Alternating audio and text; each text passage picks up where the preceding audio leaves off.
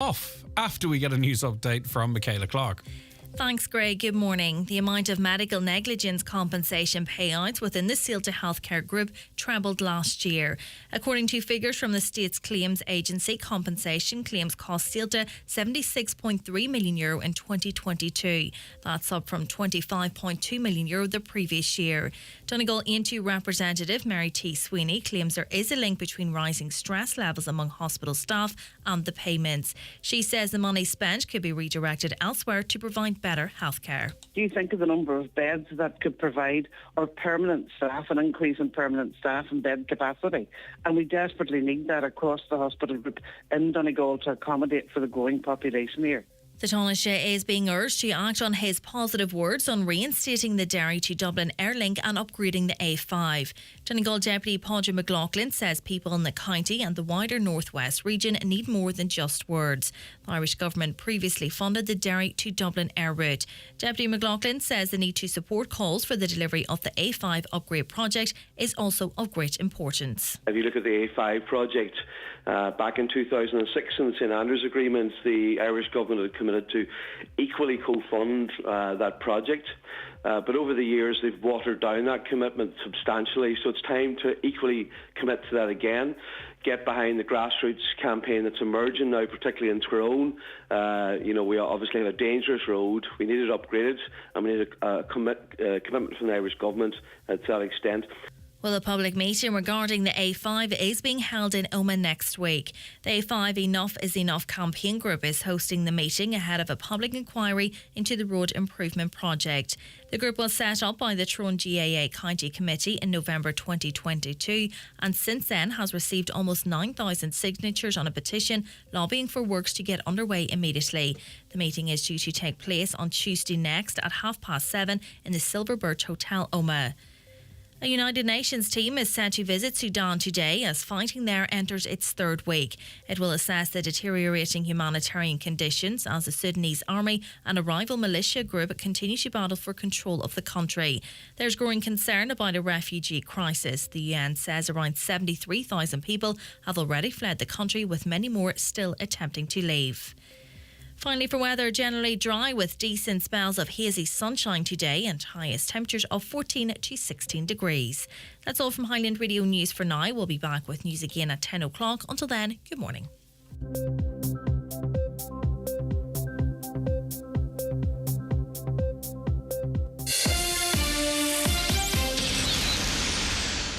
Sleeves rolled up, mayo on the chin. Your mate's side-eyeing the fancy bun, saving the crispy coating crumbs for last. Now that's how you know it's good. The McCrispy from McDonald's with 100% chicken breast fillers for those that know chicken. Oi, that's mine. From 11 a.m, subject to availability. The county's #1 talk show, The 9 till Noon Show on Highland Radio. And now, it's time for the talk of the Northwest, The 9 to Noon Show with Greg Hughes on Highland Radio. Hello, good morning. 4 minutes past 9 on this Tuesday, the 2nd of May, 2023. How are you doing? I do hope you're very well indeed, and I do know that you're very welcome along to the 9 till Noon Show for another week, albeit somewhat shorter than last. It is Tuesday. It's Tuesday, okay? If you want to get involved in the conversation, you know what to do. WhatsApp and text us on 086 60 25,000, 086 60 25,000. Donna Marie and Niamh working on the show today. If you prefer to give us a call and speak to us, then 074 91 25,000 is how you get in touch.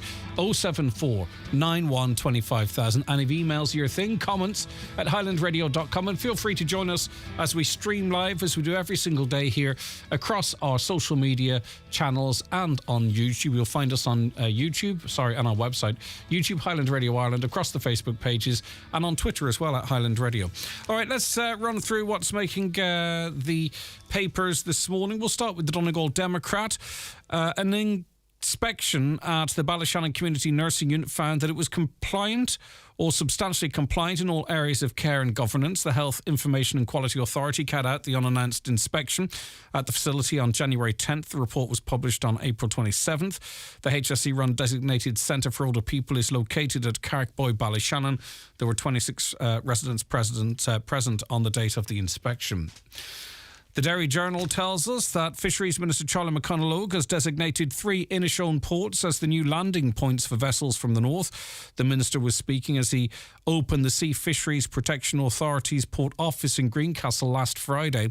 Minister McConalogue announced Mallinhead, Glengad and Bunagee as 3 new Irish ports for vessels from the 6 counties. They will be serviced by the SFPA in Greencastle. Greencastle is now one of 12 new ports designated by Minister McConalogue as EU entry ports for vessels registered in the north. Masters and operators are required to adhere to the regulations pertaining to entry to and landing only in designated EU ports, and to ensure that the masters of the vessels provide sufficient prior notification for such entry and landing. Such reporting requirements exist for non-EU vessels entering EU ports. This now includes vessels from the north. Right, on to the Irish Independent now, and I wonder, will any of you be able to avail of this? The government hopes to add the equivalent of 28,000 homes across the country by allowing council tenants to rent out rooms in their houses for up to $14,000 per year tax-free. Under the current rent-a-room scheme, property owners can rent out rooms in their houses and apartments for €14,000 tax-free per year. Senior ministers agreed at Cabinet to extend the scheme to all household types, including local authority homes. For the first time, council tenants will also be able to rent out their spare bedrooms as increasing numbers of landlords sell up and the rental market shrinks.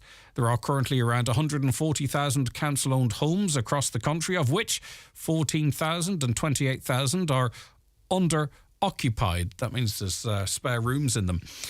This means that there's a number of empty bedrooms in them, for example, in homes where pensioners live alone or where there were families but the children have grown up and moved out. Local authorities cannot compel council tenants to move out or downsize. Is this something that you could see yourself availing of now? If you live in a council-owned property and you have a spare room or spare rooms, you're able to rent them out and earn €14,000 per year tax-free, which is not insignificant, and maybe some people might enjoy the company. Is it for you? 086 60 25,000. Also in the Times, in the online edition, but I thought it quite interesting. Australia, where many of our young people now live. Australia banned recreational vaping and tightened other aspects of e-cigarettes laws on Tuesday in the biggest crackdown on the tobacco industry in more than a decade to try to stop an alarming rise in teenaged vaping. The government aims to ban all disposable vapes, which often come in fruity flavours, ban the import of non-prescription vapes and limit nicotine levels, aiming for the sale of vapes to be confined to helping smokers quit. Just like they did with smoking, Big Tobacco has taken another addictive product, wrapped it in a shiny packaging and added flavours to create a new generation of nicotine addicts. That's according to Australian Health Minister Mark Butler. He said it in a speech at the National Press Club. Under the new rules, vapes will be sold only in pharmacies and require pharmaceutical-type packaging. Vaping, widely seen as a safer alternative to smoking cigarettes and useful for helping smokers quit, involves heating a liquid that contains nicotine in what is called an e-cigarette and turning it into a vapour that uses inhale. So would you like to see vaping banned in this country?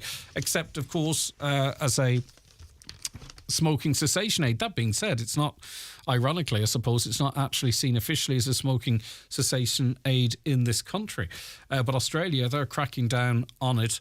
And I'm not surprised, really. I think it's to probably protect the teenagers. They all seem to vape now, and they're very readily available.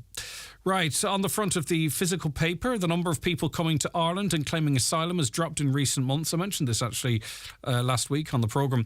According to statistics from the state's International Protection Office, after a big surge in applications last year, leading to unprecedented pressure on services, recent months have seen the numbers fall back.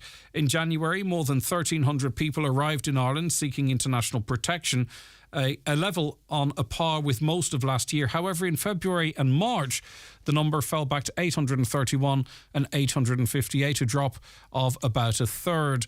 Some government sources believe the decline in numbers is related to a number of factors, including an increased Garda presence to check passengers disembarking from some aircraft at the airport, deploying Gardaí to some foreign airports, the continued pressure on services for asylum seekers here, and the tone of some of the government's communications on the issue. And I thought that quite interesting because you might remember we were over in Brussels, was it last month, or the month before, and there was Gardaí checking people's passports as they got off that plane from Belgium, from Brussels, presumably with a view to turning people back if they didn't have the right documentation before they made land. The Irish Daily Mail this morning: there are growing fears about the number of people addicted to painkillers containing codeine, and new figures show their use has jumped by over a fifth. Is this something that concerns you or in your family? Want you involved in the conversations? All of them, of course, 086 60 25,000. Amid a review of which could see the drug made available on prescription only, Fine Gael TD Colin Burke said the figures show a 22% rise in prescriptions for the pain reliever codeine issued through the three main public drug schemes. It represents more than 1.1 million codeine prescriptions that were issued last year. Now, there is codeine in some over-the-counter medicines, and I would expect, as soon as this story gathers more momentum, people hoarding them. I think that is something that we're going to see happening. Now, of course, pharmacies can be and normally are... we had this controversy before, do you remember? They will sort of have a conversation with you about purchasing certain types of drugs with codeine in them, but still, I think some people will want to have them in reserve. And then we're talking also here about people that have prescribed them. In 2022, the Dáil heard a young mother of two became addicted to over-the-counter painkillers containing codeine and died of an overdose. Mr. Burke, the party's health spokesperson, said worryingly numbers for the overall population could be higher than that, as these figures do not include items where the prescription has been paid for in a private facility. And as I say, this is something we spoke not so long ago on the programme, a couple of months in fact, about concerns from GPs who I believe are the driving force behind this. What do you think of the notion of 16-year-olds being able to drive? Is that the age in America, or is it from state to state? I don't know. Well, you could see 60, if you could ever get insurance, or even actually if you could ever get a driving test. It's absolutely crazy at the moment that someone having spent a fortune and time having completed their mandatory lessons now would have to wait to even get the opportunity to be invited for a driving test, would have to wait to the start of September. So if you passed your, if you concluded your 12 driving lessons today, it's the start of September, the end of August, the start of September, before you'd be invited to apply for your driving test. Isn't that crazy? So frustrating for young people, and not just young people, by the way, of course, but people who maybe don't have or have a job, or need to get to work, or need to get to college, don't have access to the public transport that suits their times, having to wait to the start of September from the start of May to be invited to apply for a test, and then it's a further 3 or 4 week wait. That's terrible, isn't it? But anyway, 16-year-olds could enjoy that wait soon. An international transport safety bodies expressed alarm at EU plans to allow children as young as 16 to drive cars fitted with a speed limiting device. Now, there is a tone to this article because, of course, 17-year-old children can also drive, but obviously whoever wrote this is looking for the shock factor. The European Transport Safety Council, whose members include the Road Safety Authority in Ireland, has called on the European Commission to drop the proposal that would allow children aged 16 drive vehicles limited to the maximum speed of 45 kilometres per hour. That would be the biggest problem, choking up the road. The controversial measure has been proposed as part of a major revision of EU rules on driving licences in order to address mobility issues in remote areas. So what do you think? 16 too young? 086 60 25,000. School car parks would be wedged, wouldn't they? I wonder how many of you were affected by the French strikes, which affected many flights, not just into France, by the way. And a lot of flights out of Irish airports fly over France. And because of the way it all operates, if they down tools, the flights are downed. This is the Irish Daily Mirror. Dozens of cancelled flights over the bank holiday caused air travel disruption across Europe for thousands of Irish passengers. Airlines, including Aer Lingus and Ryanair, were affected, with Dublin airport arrivals and departures axed due to a new strike by French air traffic controllers. Their industrial action was due to end at 6 a.m. today, sparking concerns among passengers of a knock-on effect. Up to 15 flights to and from France were affected yesterday at Dublin Airport, including 9 departures and 6 arrivals, and with other affected flights at airports in Belfast, Cork and Shannon. Flights not landing in France but flying through its airspace as overflights were also affected, which Ryanair chief Michael O'Leary branded unfair. They want a European-wide system so that national issues don't cause problems. I'm not going to lie, struggled to find stories in the papers today. Not an awful lot happening, it seems. Certainly not worthy of paper. Lots of nonsense, lots of 4-day-old news, 3-day-old news in the papers today, stuff that happened last week. So struggled a little bit. But I can tell you, lastly, and you will know this, I presume, if you're a worker out there, perhaps, the Irish Sun. Irish workers took a 3.9% pay cut last year on wages as they lagged behind inflation, new research from Oxfam has revealed. So effectively, your wages went down to 3.9% because the cost of everything went up, and most people's wages perhaps didn't go up in line with it.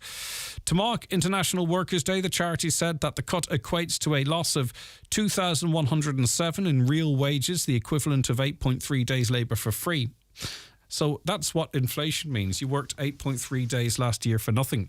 According to Oxfam, and it was worse if you were a woman, according to Oxfam, the total loss for staff in Ireland was over 5 billion, which also is a huge loss in tax take for the government, which is not going to be able to rely on multinationals forever. All right, Theo, that was a run through the newspapers. If there's anything you want to talk about, any issues you want to raise, any information you want to pass on, and it doesn't have to be bad, it can be good too, maybe an act of kindness or something like that, anything at all. It's your platform. Use it wisely. 086 60 25,000 is the WhatsApp and text. 086 60 25,000, or give us a call on 074 91 25,000. The newspapers are courtesy of Kelly Centra Mountaintop Letterkenny, the 2022 C-Store National Off-Licence of the Year. Why did I choose Ulster? I wanted a university who could give me the biggest possible future, but also the best possible time now. Somewhere I could make friends and have good crack, but also to set me up for the best job possible. I'm planning to take up one of the study abroad options, and then my big plan is to specialise in media law in LA. But for now, NI has one of the lowest student living costs in the UK. So, night markets, here I come. Learn why over 30,000 students choose Ulster at ulster.ac.uk/go north. Apply now for this September. Highland Radio time checks with Expressway. Travel Route 32 from Letterkenny to Dublin when you book online and travel for less. Expressway, bringing you the time at... Okay, the time is 18 minutes past 9. Our first guest going to join us very, very shortly. But first I want to read a letter that came into me here, a beautifully handwritten letter. We do appreciate those as well. And it reads as follows. Dear Greg, the following happened some time ago, but I want to let you know what happened. I also promised my older friends I would, so others would be made aware. I was doing my shopping at around 5 p.m. My car was parked in a disabled parking place for which I had a legal badge to use. I was about to unload my shopping when a man appeared by my side. I thought he was offering to help me, and I was about to decline when I realised he was saying I damaged his car. I could see that there was a huge dent in his rear bumper. I was certain that I hadn't damaged his car.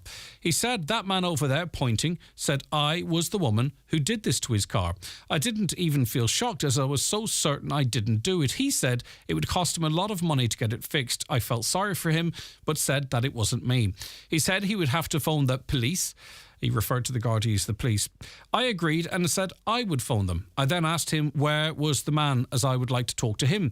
It was then he told me not to worry and it didn't matter. He started to back away, which seemed strange. I was telling my daughter what happened and she immediately said it might have been a scam. I felt so sick to think anyone would stoop so low to target older people. I'm quite sure he was waiting for me or whoever had parked there. I actually felt sorry for him, and in hindsight I do feel stupid. My faith in humans took a dive, but hopefully will recover, as most people are good. I was able to remain calm, but several older people would have given him the money.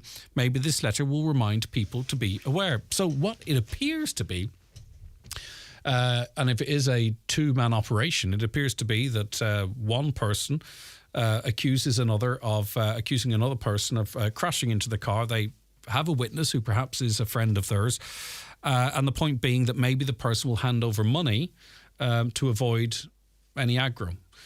So if it is a scam, it's a nasty one. Is it something that you've come across? 086 60 25,000, 086 60 25,000. We appreciate that letter and more than happy to read it out if it does avoid anyone else being caught out with something like that. Right, okay. Now, Niall McKenna is Treasurer with the Tyrone GEA Centre. He joins us on the programme now. Thanks for taking the call this morning, Niall. Good morning, Greg.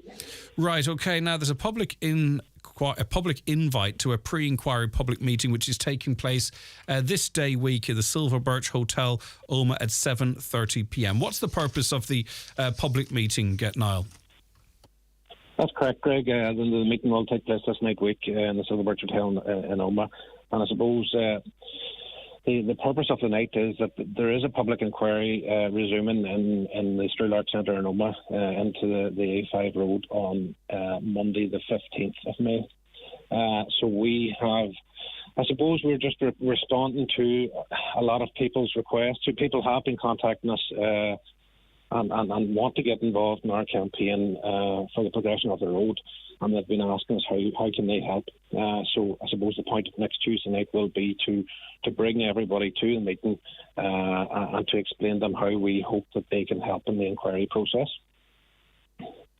And it's vitally important, isn't it, that this road is upgraded? And we heard about that, of course, with the major launch of a new campaign not so long ago.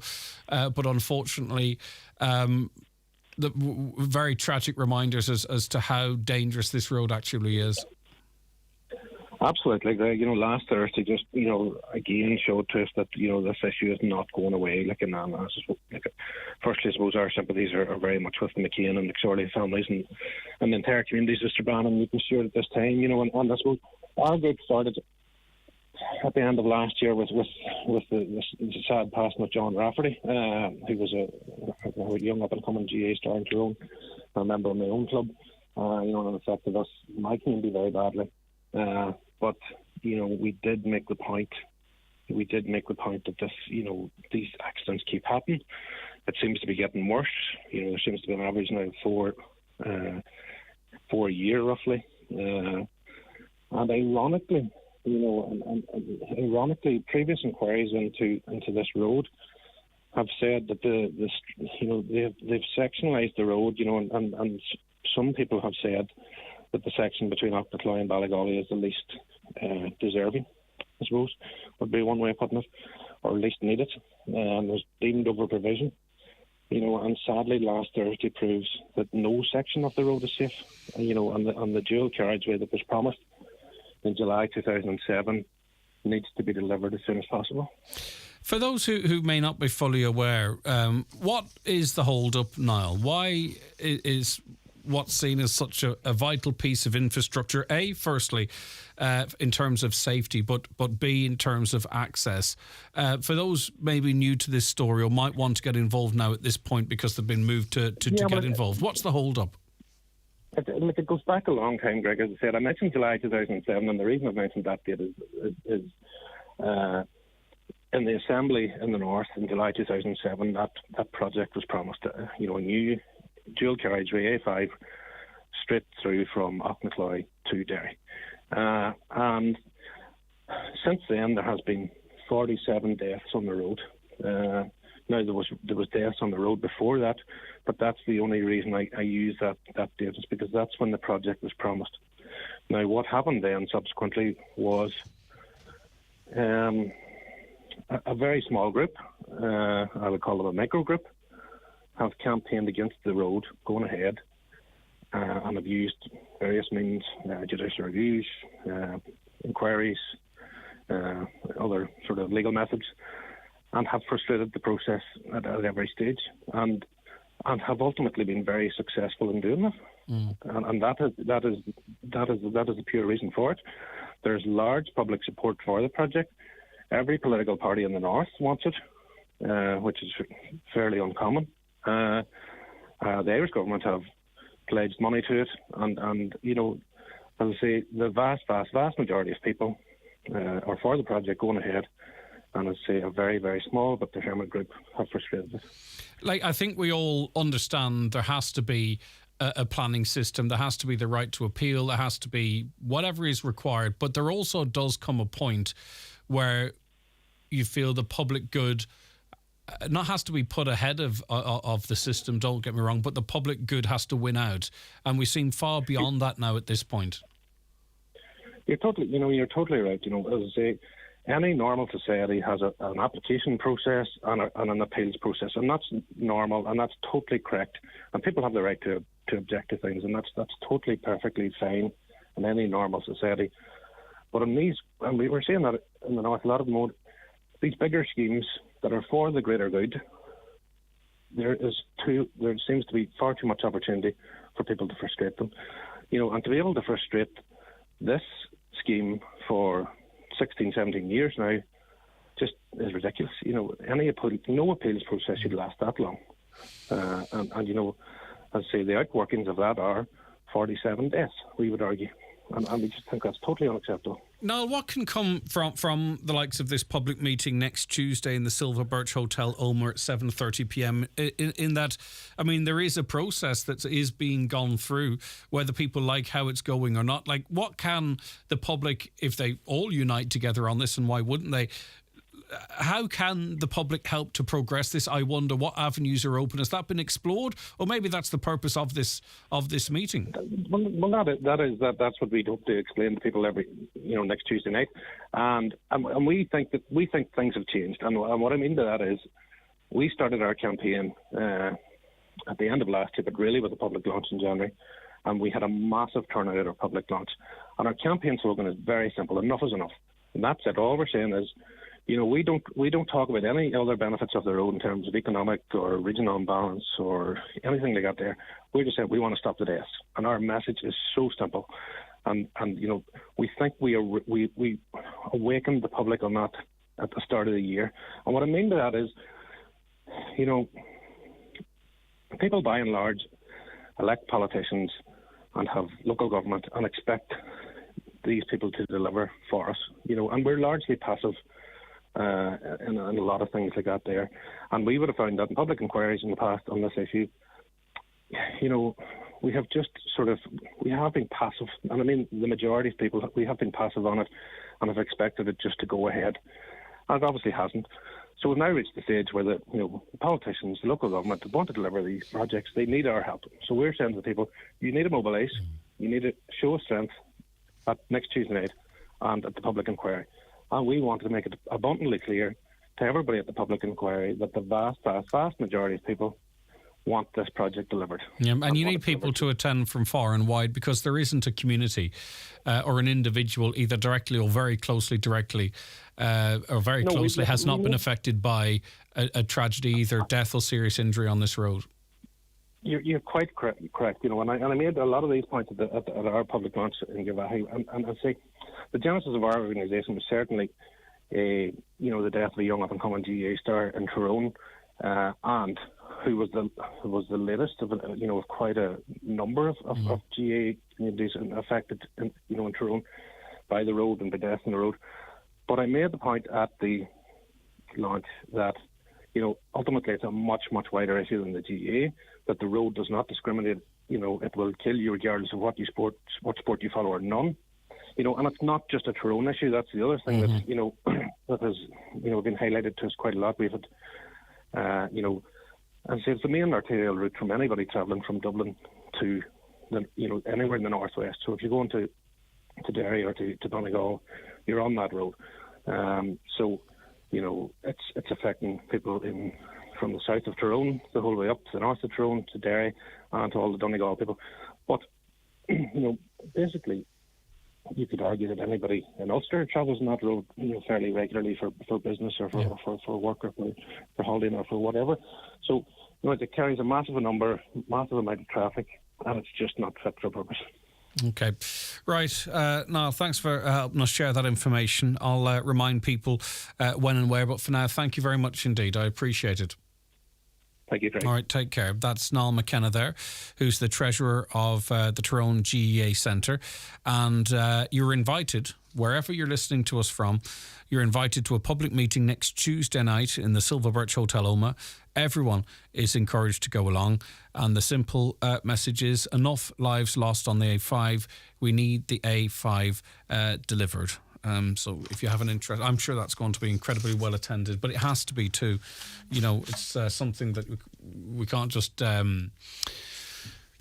feel it and not go. They need the numbers. All right, interesting internationally to see a lot of people taking an interest in new hate speech legislation. Elon Musk amongst a number of high-profile people commenting on it. Donald Trump Jr., he's also taken aim at Ireland's proposed new hate speech legislation, labelling it insane. The eldest child of the former US president was responding to a tweet highlighting aspects of the legislation called the Criminal Justice Incitement to Violence or Hatred and Hate Offences Bill 2022. The updated legislation will add a demonstration test where prosecutors can rely on the use of hostile or prejudiced slurs, gestures or symbols at the time of offending in order to make it easier to secure prosecutions. The legislation is long awaited as Ireland does not currently have specific laws dealing with hate crime. The law will legislate for hate crimes by creating new aggravating forms of certain existing criminal offences where those offences are motivated by prejudice against a protected characteristic such as race, colour, nationality, religion, ethnic or national origin, sexual orientation, gender and disability. The aggravated offences will generally carry an enhanced penalty compared to the ordinary offence. Mr Trump Jr., whose father visits Ireland for 2 days this week, writes, it's insane. What happened in the free world? He was responding to a tweet by an opponent of the legislation who described it as radical. The Twitter user wrote, Ireland is about to pass one of the most radical hate speech bills yet. Merely possessing hateful material on your devices is enough to face prison time. Not only that, but the burden of proof is shifted to the accused, who's expected to prove they didn't intend to use the material to spread hate. This clause is so radical that even the Troychrist people before Profit opposed it as a flagrant violation of civil liberties dark times. So effectively, presumably what that means, I don't know how it might be interpreted, but even unsolicited, if you were to receive a video on WhatsApp and you were found to be in possession of it and it was offensive, even though you said, God, that's disgraceful. Who sent that to me? That you would then have to prove that it wasn't your intention. I'm only giving an example as to, I could be reading it wrong. You would have to prove that you hadn't it in your possession to do bad with it. That's just one thing that jumps to my mind. Watch the show live now on YouTube, Facebook and at highlandradio.com. Jake's famous All-American Burgers has crossed the Atlantic and is now in Kelly's American Roadside Diner. Always tasty, always fresh, and so damn satisfying. Call in now for a taste of Southern hospitality at Kelly's American Roadside Diner. Hi, Paddy here at Shane Conley Cars in Donegal Town. Are you looking to upgrade your car? With Shane Conley Cars, you'll find makes and models for every budget. Great finance options, and we also accept trade-ins. Check out ShaneConleyCars.com or call in to us at Shane Conley Cars from Lonher Road, Donegal Town. Okay, you're very welcome back. Kathy Farrell is an advanced nurse practitioner, and we're talking about heart failure. Why is it important to discuss this? I mean, it's obvious, but are we in a particular part of an awareness cycle? We are actually, yes. So Heart Failure European Awareness is this week, Monday the 1st through to Sunday the 7th. And the Irish Association of Heart Failure Nurses and us, the Donegal Heart Failure team, are really trying to promote the signs and symptoms of heart failure, because most people think heart failure is cardiac arrest. Mm-hmm. They think it's death, whereas it's not. It's a chronic condition, a bit like diabetes, a bit like COPD, and we want people to be aware of the signs and symptoms so that if they do have them, they can go and get an earlier diagnosis. All right, and is heart failure, can it affect you at any age? Is it something you're more likely to see in an older population? That is not to say that no one will go through the signs. If you see them, take heed of them. But generally speaking... Yeah. So I suppose heart failure, we know it affects about 2% of the population, but it rises to 10% of those over 70. So it's definitely a disease of older age in most people. But that being said, we have people in their 20s, 30s, 40s, 50s with heart failure.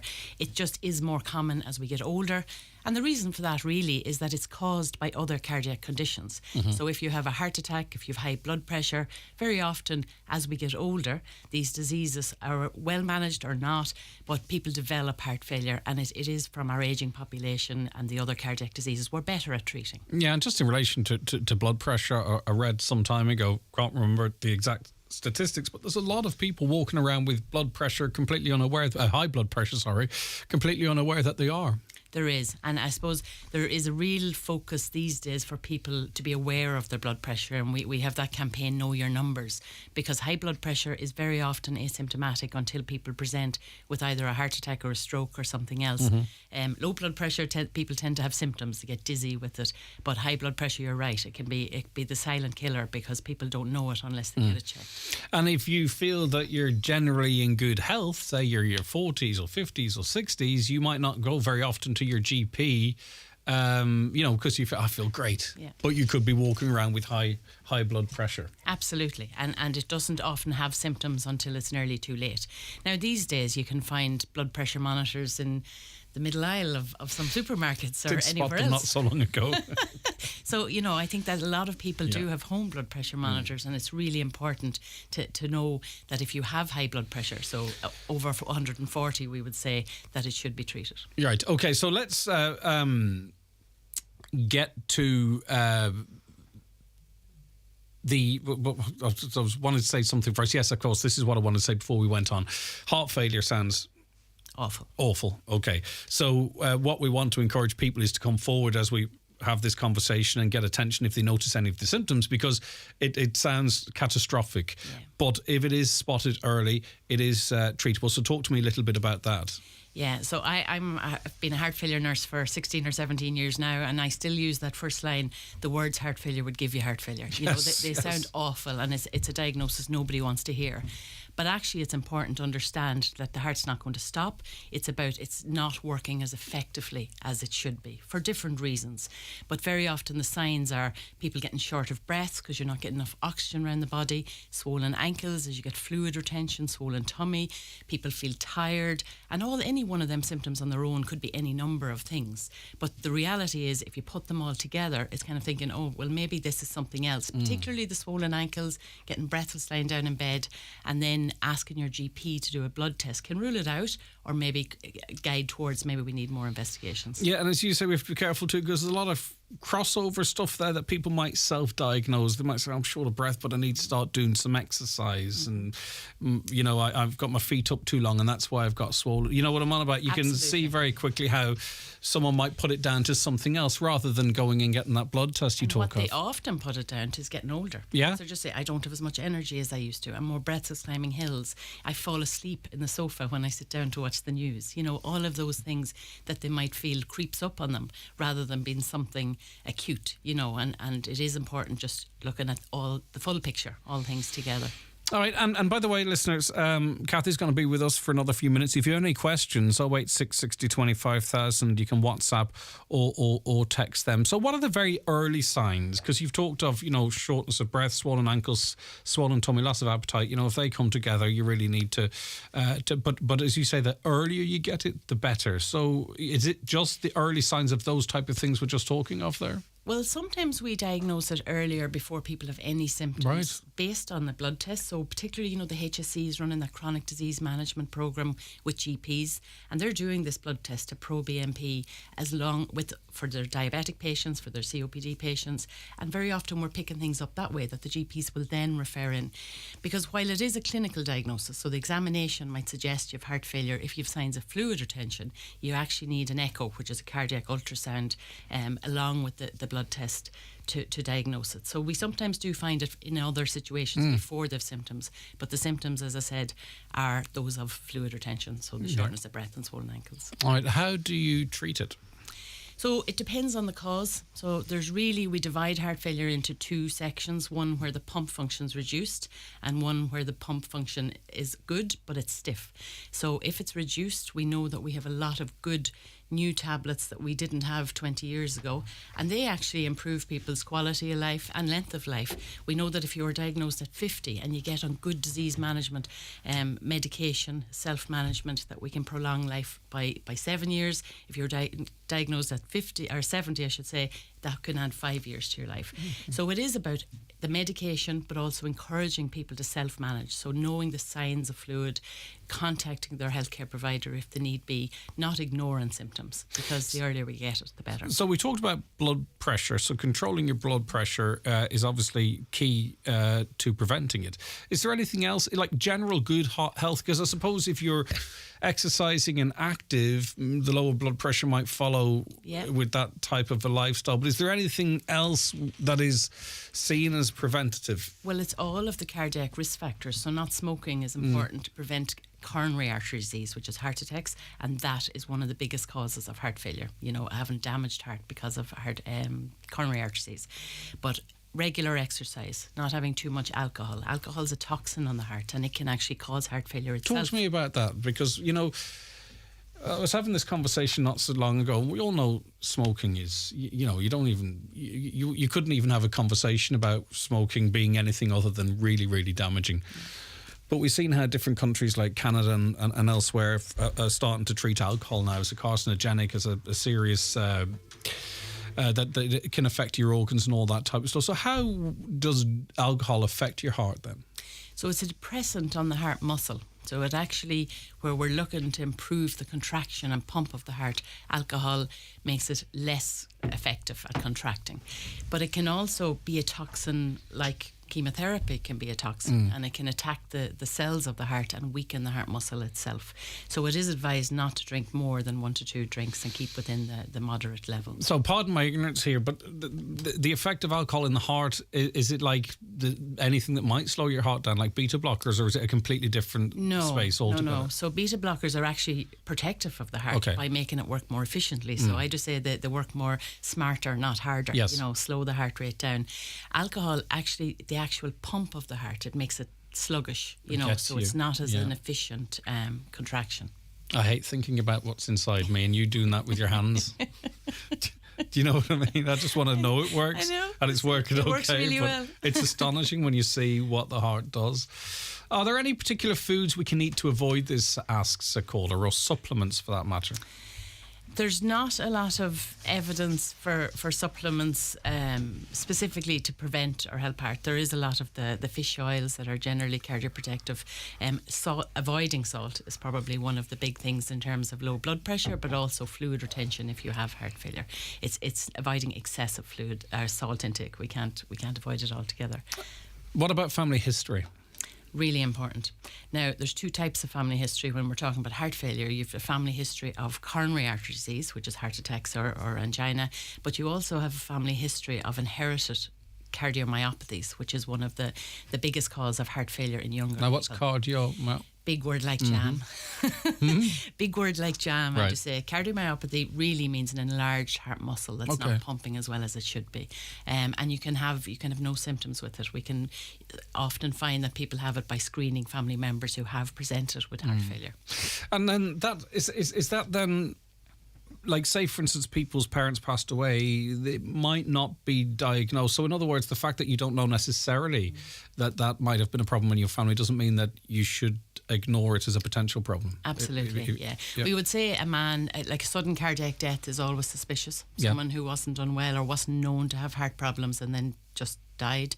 If they've had a post-mortem, then in more recent years we'll know that, but certainly in years gone by we wouldn't necessarily know that. But we would say a man having a cardiac condition or a sudden cardiac death under 55 or a woman under 60 is relevant. Low blood pressure and occasional swollen ankles.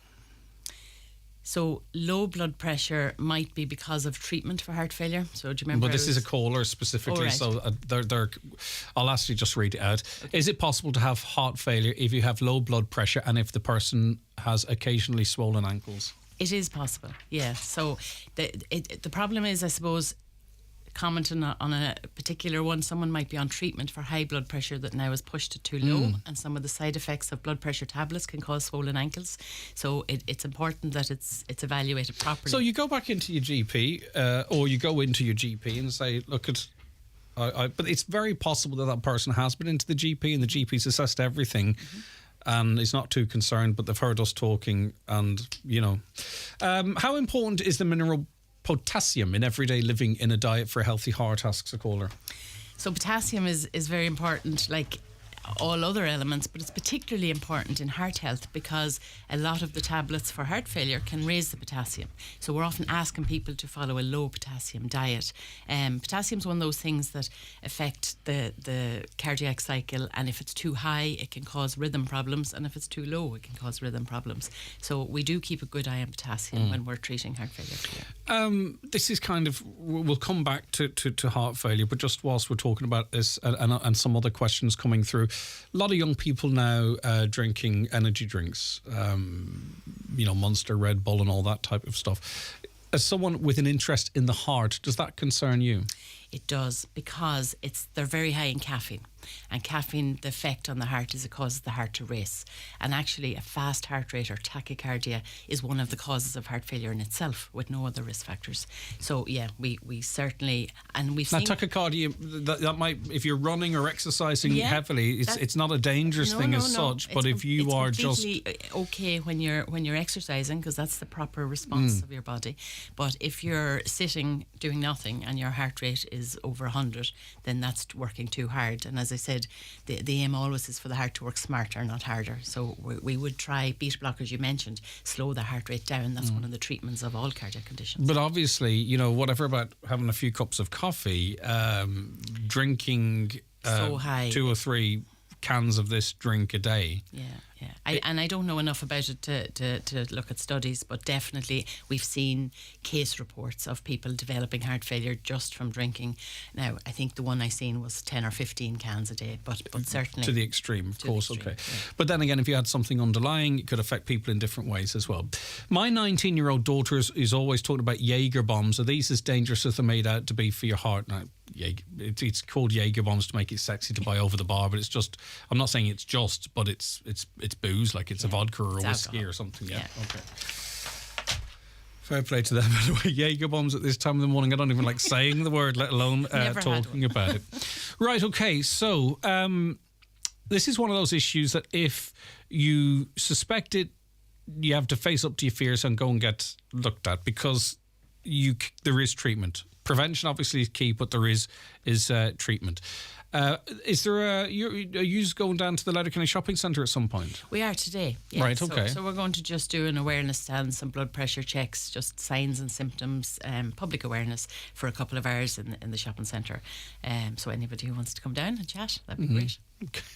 I get my blood pressure checked, but anyway. Puts it up. It really does. Where will you be located? It'd just be obvious when you go in. I'm not quite sure. Okay.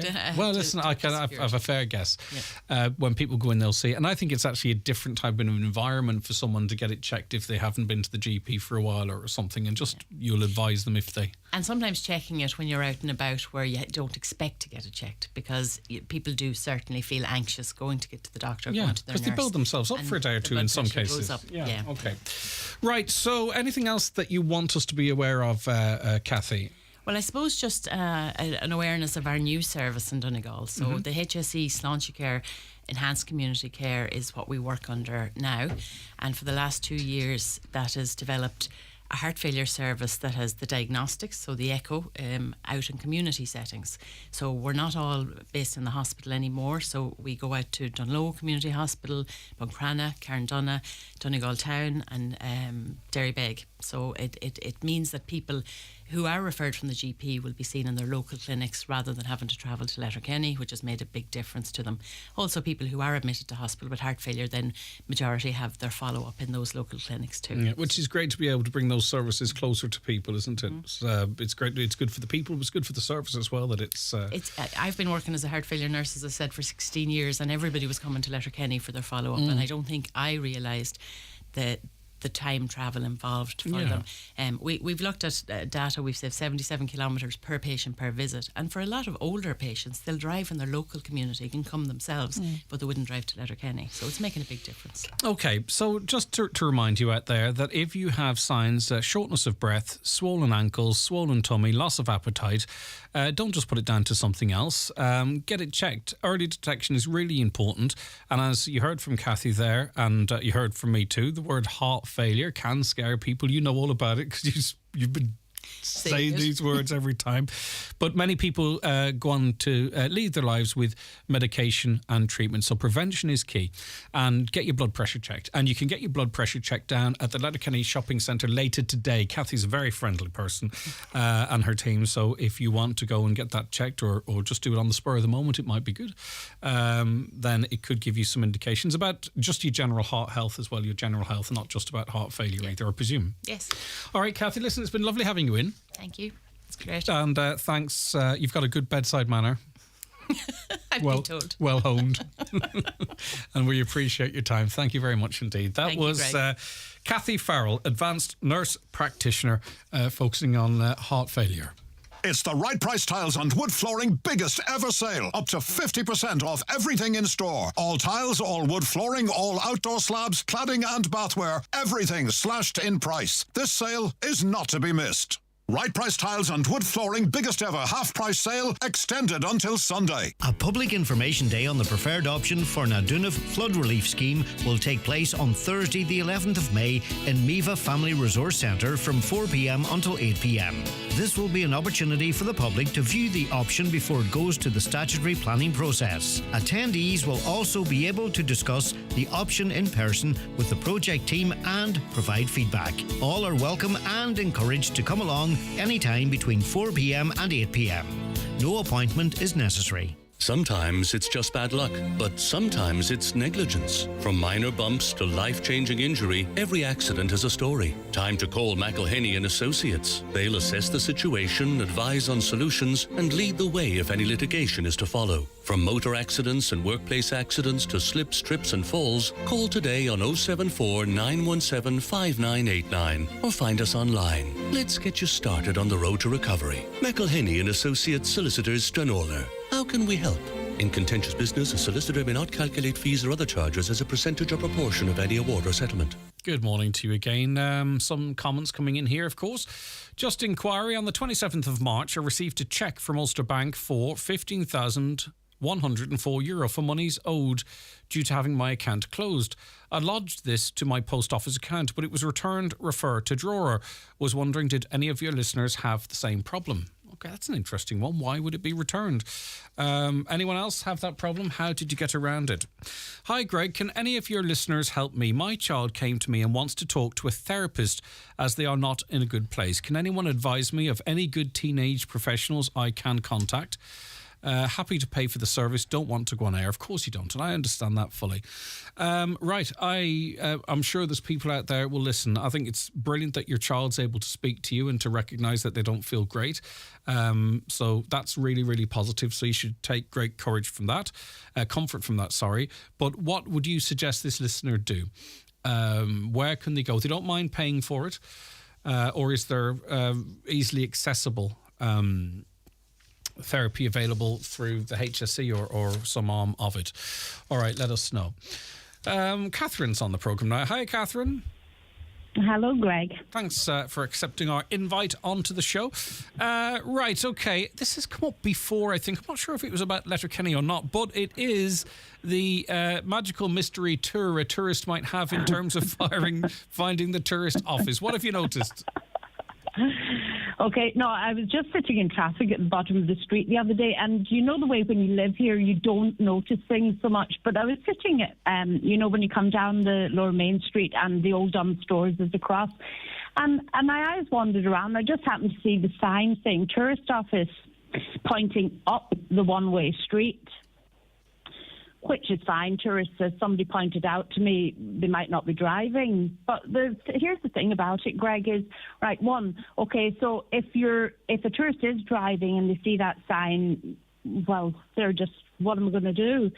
if a tourist is walking, it wouldn't be the quickest way to get to it. And the other thing too is, I mean, to bring us to the tourist office then, it's 25 minutes walk from there to the tourist office. If you're carrying a suitcase or a backpack or pushing a baby in a pram or, you know... You would be forgiven for thinking, looking at the sign, that it's just around the corner.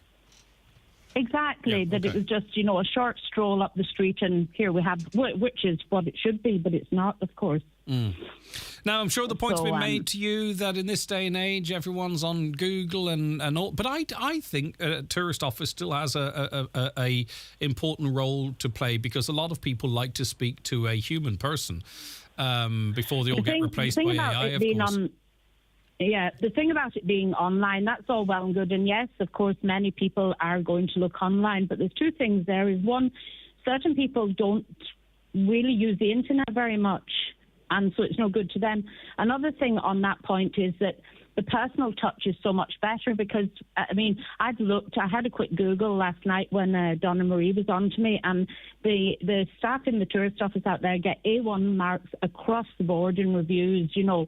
So for people to go in there and speak to people who seem to be very nice is much better than looking on the internet. And the other thing about looking on the internet, I did a quick search too, and I checked on official sites, and it says about Letterkenny, you can walk up and down the main street. It's a buzzing town, and visit Glenveigh. And then I clicked on things to do in Letterkenny. You can walk up and down the main street and visit Glenveigh.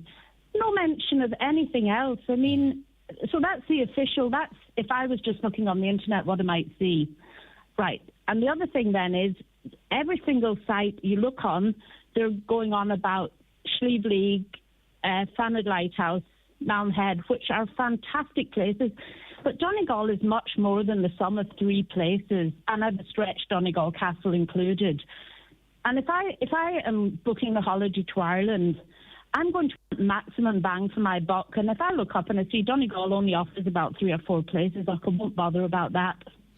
I'll go somewhere else. So the thing about having a real tourist office, once we get people here, is that those people are like ambassadors for the county, and they will guide people to what's best for them and all sorts of things like children, accessibility, so on and so forth. But our tourist office is stuck away out at the Polestar roundabout. And if you come off the dual carriageway there, Greg, as I'm sure you fully understand, and you turn left, come along the Blaney Road, cutting across there is kind of difficult. Yeah, and as you quite rightly pointed out, because I couldn't figure out in my head, I was listening to you, Catherine, where the tourist office is, but you're quite right, it's out there because I was there when it was officially opened, I should remember. Yeah. And yeah, that sign's pointing in the completely wrong direction as well. I mean, I have to say, it's a nice building, and I've been in it, and it is nice and bright and light, and they've made a nice location out of what is kind of a scummy enough spot. I mean, you're on road junctions and cars and traffic and everything, so it looks like it's too far away. And as somebody... There is talk about it going up to the courthouse, though, isn't there? I thought some people... was that maybe just brought up at a council meeting? No, but the thing, that's what everybody... When I put that photograph onto Facebook, that's what people were saying about the courthouse. And I mean, that courthouse is lying there, and it's in the centre of the town. And didn't we spend £1 million flipping pounds to reserve the front wall? Crazy, I know, but they could utilise it now. Okay, right. Listen, I think anything. Go ahead briefly if you don't mind, Catherine. Thank you. Another option too was have a little sub office down at the bus station, which is a brilliant idea. A wee porta cabin costs nothing. Put it in there, you know. But I mean, that's all just sticking band-aids on a massive cut. They should be working on shutting the tourist office out there altogether and putting it in a proper location that's easily accessible to people. You know, even if they built a new one there on the Pierce Road on all that waste ground, or you know what I mean, if there was something that people could both walk and drive to. Yeah. All right, Catherine, listen, we'll see what others think. I think many people will agree with you. You have to maximise it, don't you? There's no point us complaining about if we're not doing our best to maximise the potential of tourism and all the money that brings. All right, Catherine, lovely to chat to you. Thank you very much indeed. I appreciate it. Bye all right, now. okay, Bye, take bye, care. Do you agree? Disagree? 086 60 25,000. WhatsApps and texts that number. Back after the news and obituary notices. Brian Murray from Fair City here. I'm one of the 64,000 people living with dementia in Ireland. Alzheimer's T-Day takes place Thursday, May the 4th. Register today at tday.ie. I've been surfing all morning at FlemingLTD.com to find out about Fleming Doors, Fleming Steel and Fleming Coatings and their full range of products. So come surfing with me at FlemingLTD.com. Fleming, 91 48 234. Live, on air, online and on the Highland Radio app. This is Highland Radio News.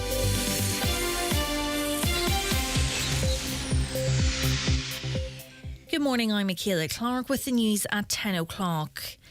The amount of medical negligence compensation payouts within the Sealta Healthcare Group trebled last year. According to figures from the State Claims Agency, compensation claims cost Sealta €76.3 million in 2022. That's up from €25.2 million the previous year. Donegal Into representative Mary T. Sweeney claims there is a link between rising stress levels among hospital staff and the payments. She says the money spent could be redirected elsewhere to provide better healthcare. Do you think of the number of beds that could provide our permanent staff, an increase in permanent staff and bed capacity? And we desperately need that across the hospital group in Donegal to accommodate for the growing population here. A United Nations team is set to visit Sudan today as fighting there entered its third week. It will assess the deteriorating humanitarian conditions as the Sudanese army and a rival militia group continue to battle for control of the country. There's growing concern about a refugee crisis. The UN says around 73,000 people have already fled the country, with many more still attempting to leave. Security and defence analyst Declan Power says it has a major knock-on effect across many regions. You have a conflict there now. You have the instability that will cause in neighbouring countries such as Chad. You have an ongoing war in Yemen. You've had a nasty war going on in Syria, and you have the war in Ukraine. All of this raises the level of instability for the Western world to deal with. The UN is struggling to be relevant now in a situation like this. The Taoiseach is being urged to act on his positive words on reinstating the Derry to Dublin Airlink and upgrading the A5. Donegal Deputy Padraig McLaughlin says people in the county and the wider northwest region need more than just words. The Irish government previously funded the Derry to Dublin air route. Deputy McLaughlin says the need to support calls for the delivery of the A5 upgrade project is also of great importance. If you look at the A5 project, back in 2006 in the St Andrews Agreement, the Irish government had committed to equally co-fund that project. But over the years, they've watered down that commitment substantially. So it's time to equally commit to that again. Get behind the grassroots campaign that's emerging now, particularly in Tyrone. We obviously have a dangerous road. We need it upgraded, and we need a commitment from the Irish government to that extent. Well, a public meeting regarding the A5 is being held in Omagh next week. The A5 Enough is Enough campaign group is hosting the meeting ahead of a public inquiry into the road improvement project. The group was set up by the Tyrone GAA County Committee in November 2022 and since then has received almost 9,000 signatures on a petition lobbying for works to get underway immediately. The meeting is due to take place on Tuesday, May the 9th at 7:30 in the Silver Birch Hotel, Omagh.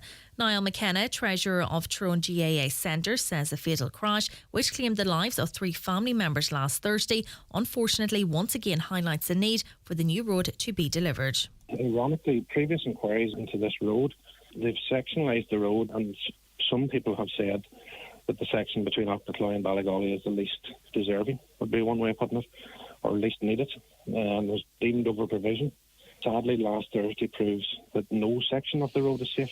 On the dual carriageway that was promised in July 2007 needs to be delivered as soon as possible.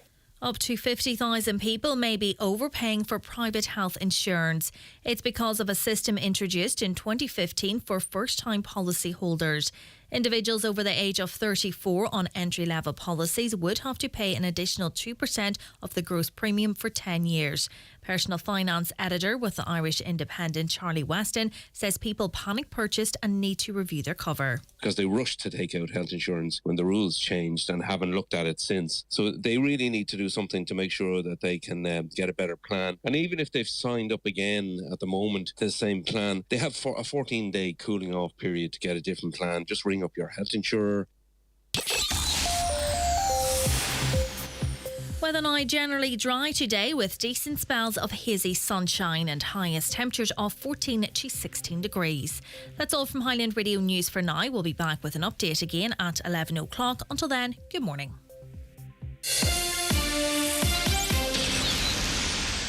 The obituary notices for this Tuesday morning, May the 2nd. The death has occurred of Breed Sweeney, née Boyle, Tullymore, Ardra, County Donegal. Remains reposing at her residence from 12 noon until 10 o'clock today and tomorrow. Funeral from there on Thursday morning at 10:30 to the Church of the Holy Family, Ardra, for 11 o'clock requiem mass with burial afterwards in the adjoining cemetery. The death has occurred of Tommy Graham, Rathnini, Lahey, County Donegal. Funeral service in Lahey Parish Church on Thursday afternoon at 2 o'clock, followed by burial in the adjoining graveyard. Family flowers only, please. Donations in lieu of so desire to Arsvik Suvney Patients Comfort Fund, care of George Irwin, funeral directors or any family member. House strictly private, please. The death has occurred of Annie McGlynn, Ardeskin, Donegal Town, and formerly of Tivnaban, Glenfin. Annie's remains will repose at her late residence in Ardeskin today from 4 o'clock until Rosary at 9 o'clock. Requiem Mass tomorrow morning at 11 o'clock in St Patrick's Church, Donegal Town, with burial immediately afterwards in Clara Graveyard. Mass can be viewed on St Patrick's Church MCN Media page. Family flowers only. Donations in lieu to the Patients Comfort Fund, Donegal Community Hospital, care of any family member or R. Faulkner, funeral director. The death has occurred of Seamus Gillespie, Shesh O'Neill, Ballybuffet. Funeral leaving from his late home this morning at 10:30 for requiem mass at 11 o'clock in St Mary's Church, Shesh O'Neill. Interment afterwards in the adjoining churchyard. The requiem mass will be streamed live via the parish Facebook page. Donations in lieu of flowers, if so desired, to St Joseph's Patients Comfort Fund, care of any family member. And the death has taken place of Breed Hugh John Tennyson, née Gallagher, Glasgow, and formerly of Baltony, Gorta Hork. Her remains will return to the family home in Fannaboy for burial in Gorta Hork at a date to be confirmed. For more details, including any family health guidelines for wakes and funerals, please go to highlandradio.com.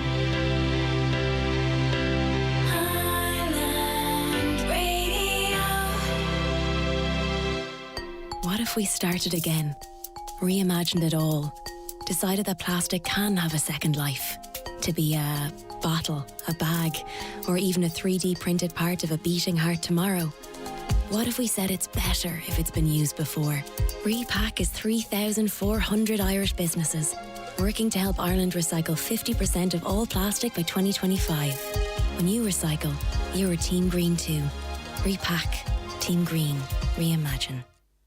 You're very welcome back to the 9 till noon show. Good morning if you're just joining us. Coming up shortly, we'll have Community Garda information, where you'll hear the latest appeals and information from An Garda Síochána first here on the 9 till noon show. But let's get to some of your comments, and a very quick one to the dilemma a listener had just before the news. Hi Greg, in response to the lady inquiring about a service for her daughter, the lady can phone the Pastoral Centre Letterkenny on 074 91 21853. The receptionist can take the information from the lady, and the client can be seen by a qualified counsellor as soon as a space becomes available, or if necessary, a counsellor may be available to see the client privately if they are free to do so. So we've retained that number here. If you didn't catch that, I'll read it out once more. You can call us and we'll pass it on to you. 074 91 21853. Thank you so much for your quick response there to that. Greg, the parents struggling, the the parent calling in to say their child is struggling to speak to a therapist, I would recommend they contact the Pastoral Centre in Letterkenny, as they offer great services and can also make a referral to Gemma's Legacy of Hope, another great service for young people. Another, Greg, I would recommend the website, the Irish Association for Counselling and Psychotherapy. Accredited counsellors are on this website and it's extremely beneficial. I really hope this teenager finds help. Let's see. There's loads of parking at the tourist office. If it becomes more centralised, you need to keep the parking. Yes, so keep it there maybe and have somewhere a little bit more central as well. Right, okay, that's a repeat of one. Read out shopping centre times for the heart clinic, please. I don't think I was given a time. I'll grab the times for you because they hadn't got a location yet, but I think they're going down there this afternoon where you can go and have a quick chat and get your blood pressure checked there. I'll try and get that information for you and bring it to you. There's a one-way system starting today in Stranraer for the next few weeks. Give extra time for drop-offs to school. Long delays in Stranraer avoid if possible. Indeed, they were just setting it up as I was coming through this morning. And with that in mind, a message posted up on Twin Towns Childcare. Hi everyone, roadworks have now begun on Railway Road. This road is now one way. No entry is permitted at the Stranraer Chapel side. When leaving the creche, right turns only. Please allow extra time for your journeys and be aware that the road is extremely busy. Please be careful during drop-offs and collection. Right, okay. We heard from a letter writer as it relates to what appeared to be a scam where just for those of you who are tuning in, this lady had come out from doing her shopping. Someone claimed that she had banged into their car and said, there's a gentleman over there. He saw what happened. Now, when the lady showed great thinking in that moment, said, right, let's call the guards, they backed off then. The other person had disappeared, so it didn't work for them. Greg, that happened to us. It was near Christmas. We stopped at a shop and a man appeared out of nowhere, said my husband nearly put him off the road, accused him of being drunk and threatening to call the guards. We told him to go ahead. We had nothing to hide. I know now it was a scam trying to scare us and hoping we'd offer money. We heard nothing, but then again, we had nothing to hide. A caller says, my fear is that they will have the hate speech laws in before the trials of Aisling Murphy and the two gentlemen in Sligo that were committed by people, so the truth will be censored and people will be silenced. Everyone, like, I'm not here, we haven't even debated it yet, and I haven't looked through the hate speech laws, but you know, we're still able to speak, and the subject of that text, which I didn't really read it all out because I don't know who's responsible yet because the trial hasn't happened and I don't want to do anything to that possibly potentially as unlikely as possible that could in any way compromise that. Saying where people are from is not hate speech, or having concerns about stuff isn't hate speech. But anyway, I don't know enough about the new proposals to to really actually have a say. And I think if you don't know enough about something, it's best just not saying anything until I've had a good read through on it. If the government can offer 14k tax-free allowance to rent out a room, why can they not do the same for long-term rentals? Again, headline looks good, but no real substance behind it. And some people feel it's just really tinkering around the edges and not really addressing the main issues. But I suppose it's another thing they're hoping that will work alongside other things, little things that might make a big deal, a difference, in the long run. A caller says if they're going to let 16-year-olds drive, they might as well put a cut-off age because the older drivers, most of them, still can't drive. All they do is rev the car. They all get free licences and didn't have to do the test. Well, there was an amnesty going back some time ago. I think that's a very unfair assessment of older drivers. I have not come across that, I'll be honest with you. I've never really had an issue with an older driver out and about, and that's just being completely honest with you. But your experience may be different. Feel free to come on and agree or disagree. It's completely up to you. All right, back after the bingo numbers. The county's #1 talk show, the 9 till noon show on Highland Radio. It's time for NCBI Bingo on Highland Radio.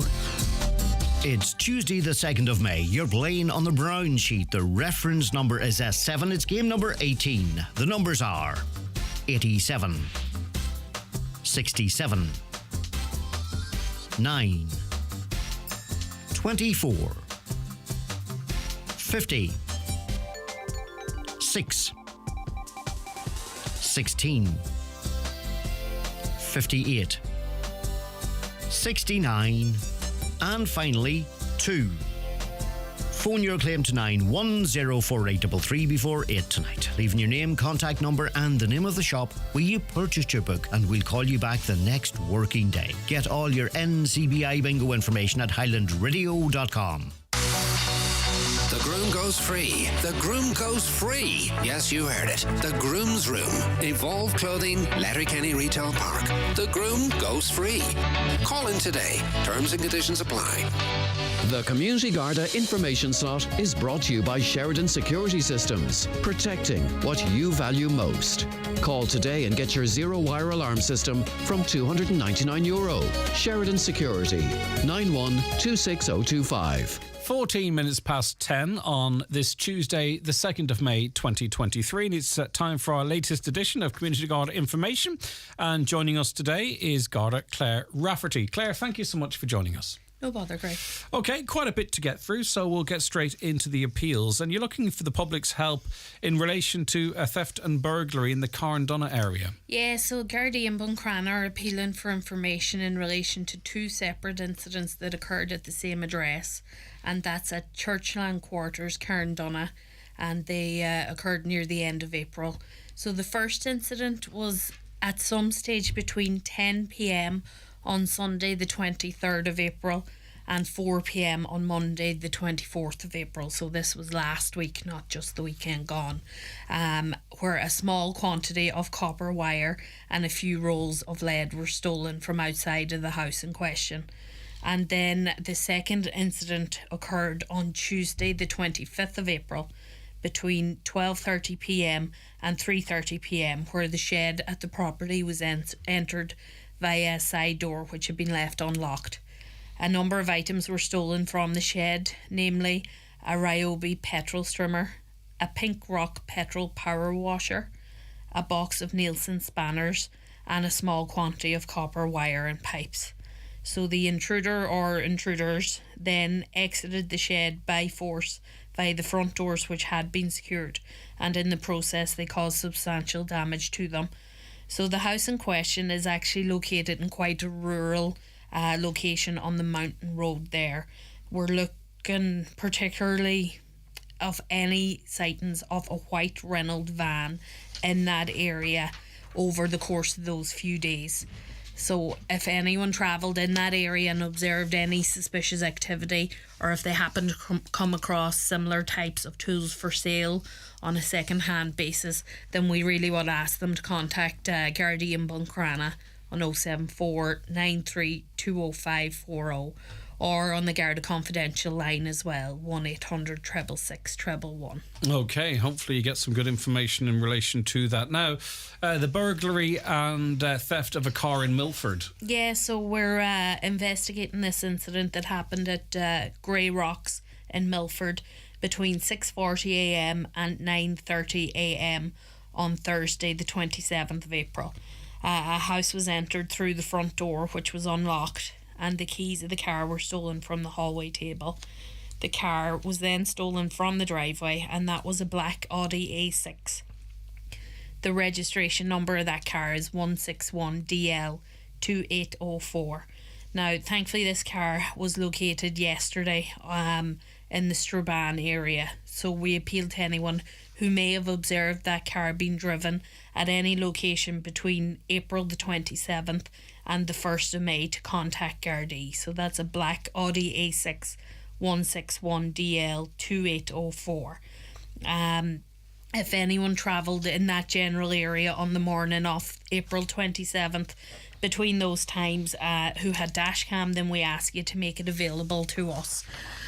And we can be contacted in Milford on 074 915 3060. All right, timely reminder then.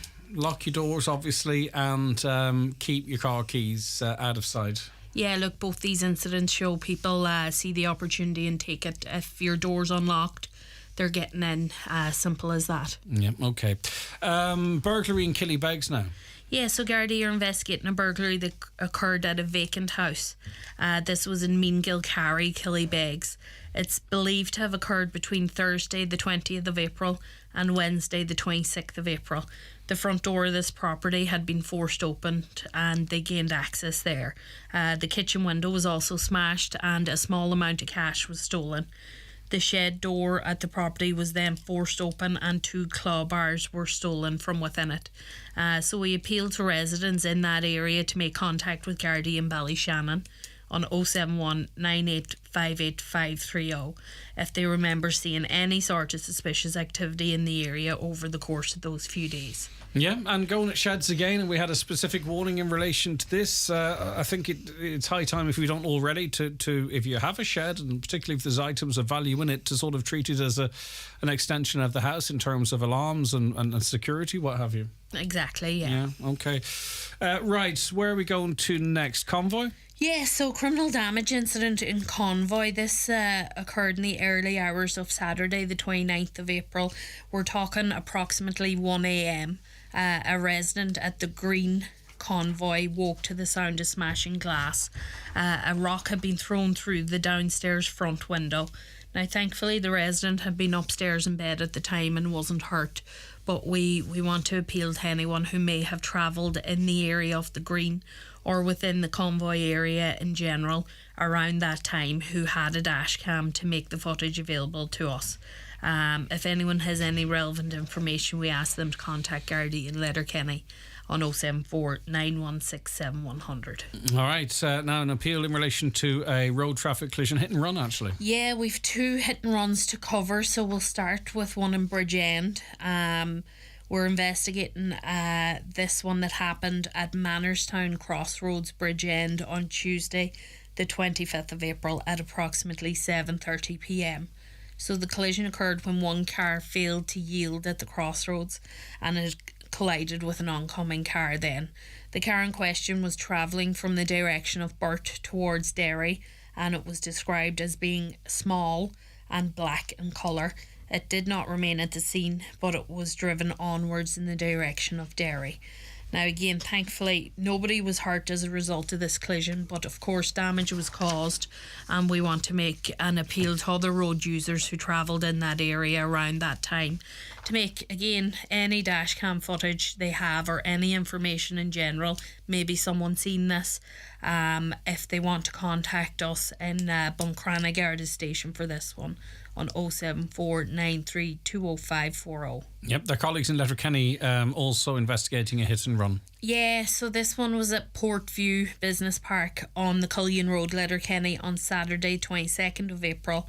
So not Saturday gone, the one before. And this was at around 11:45 a.m.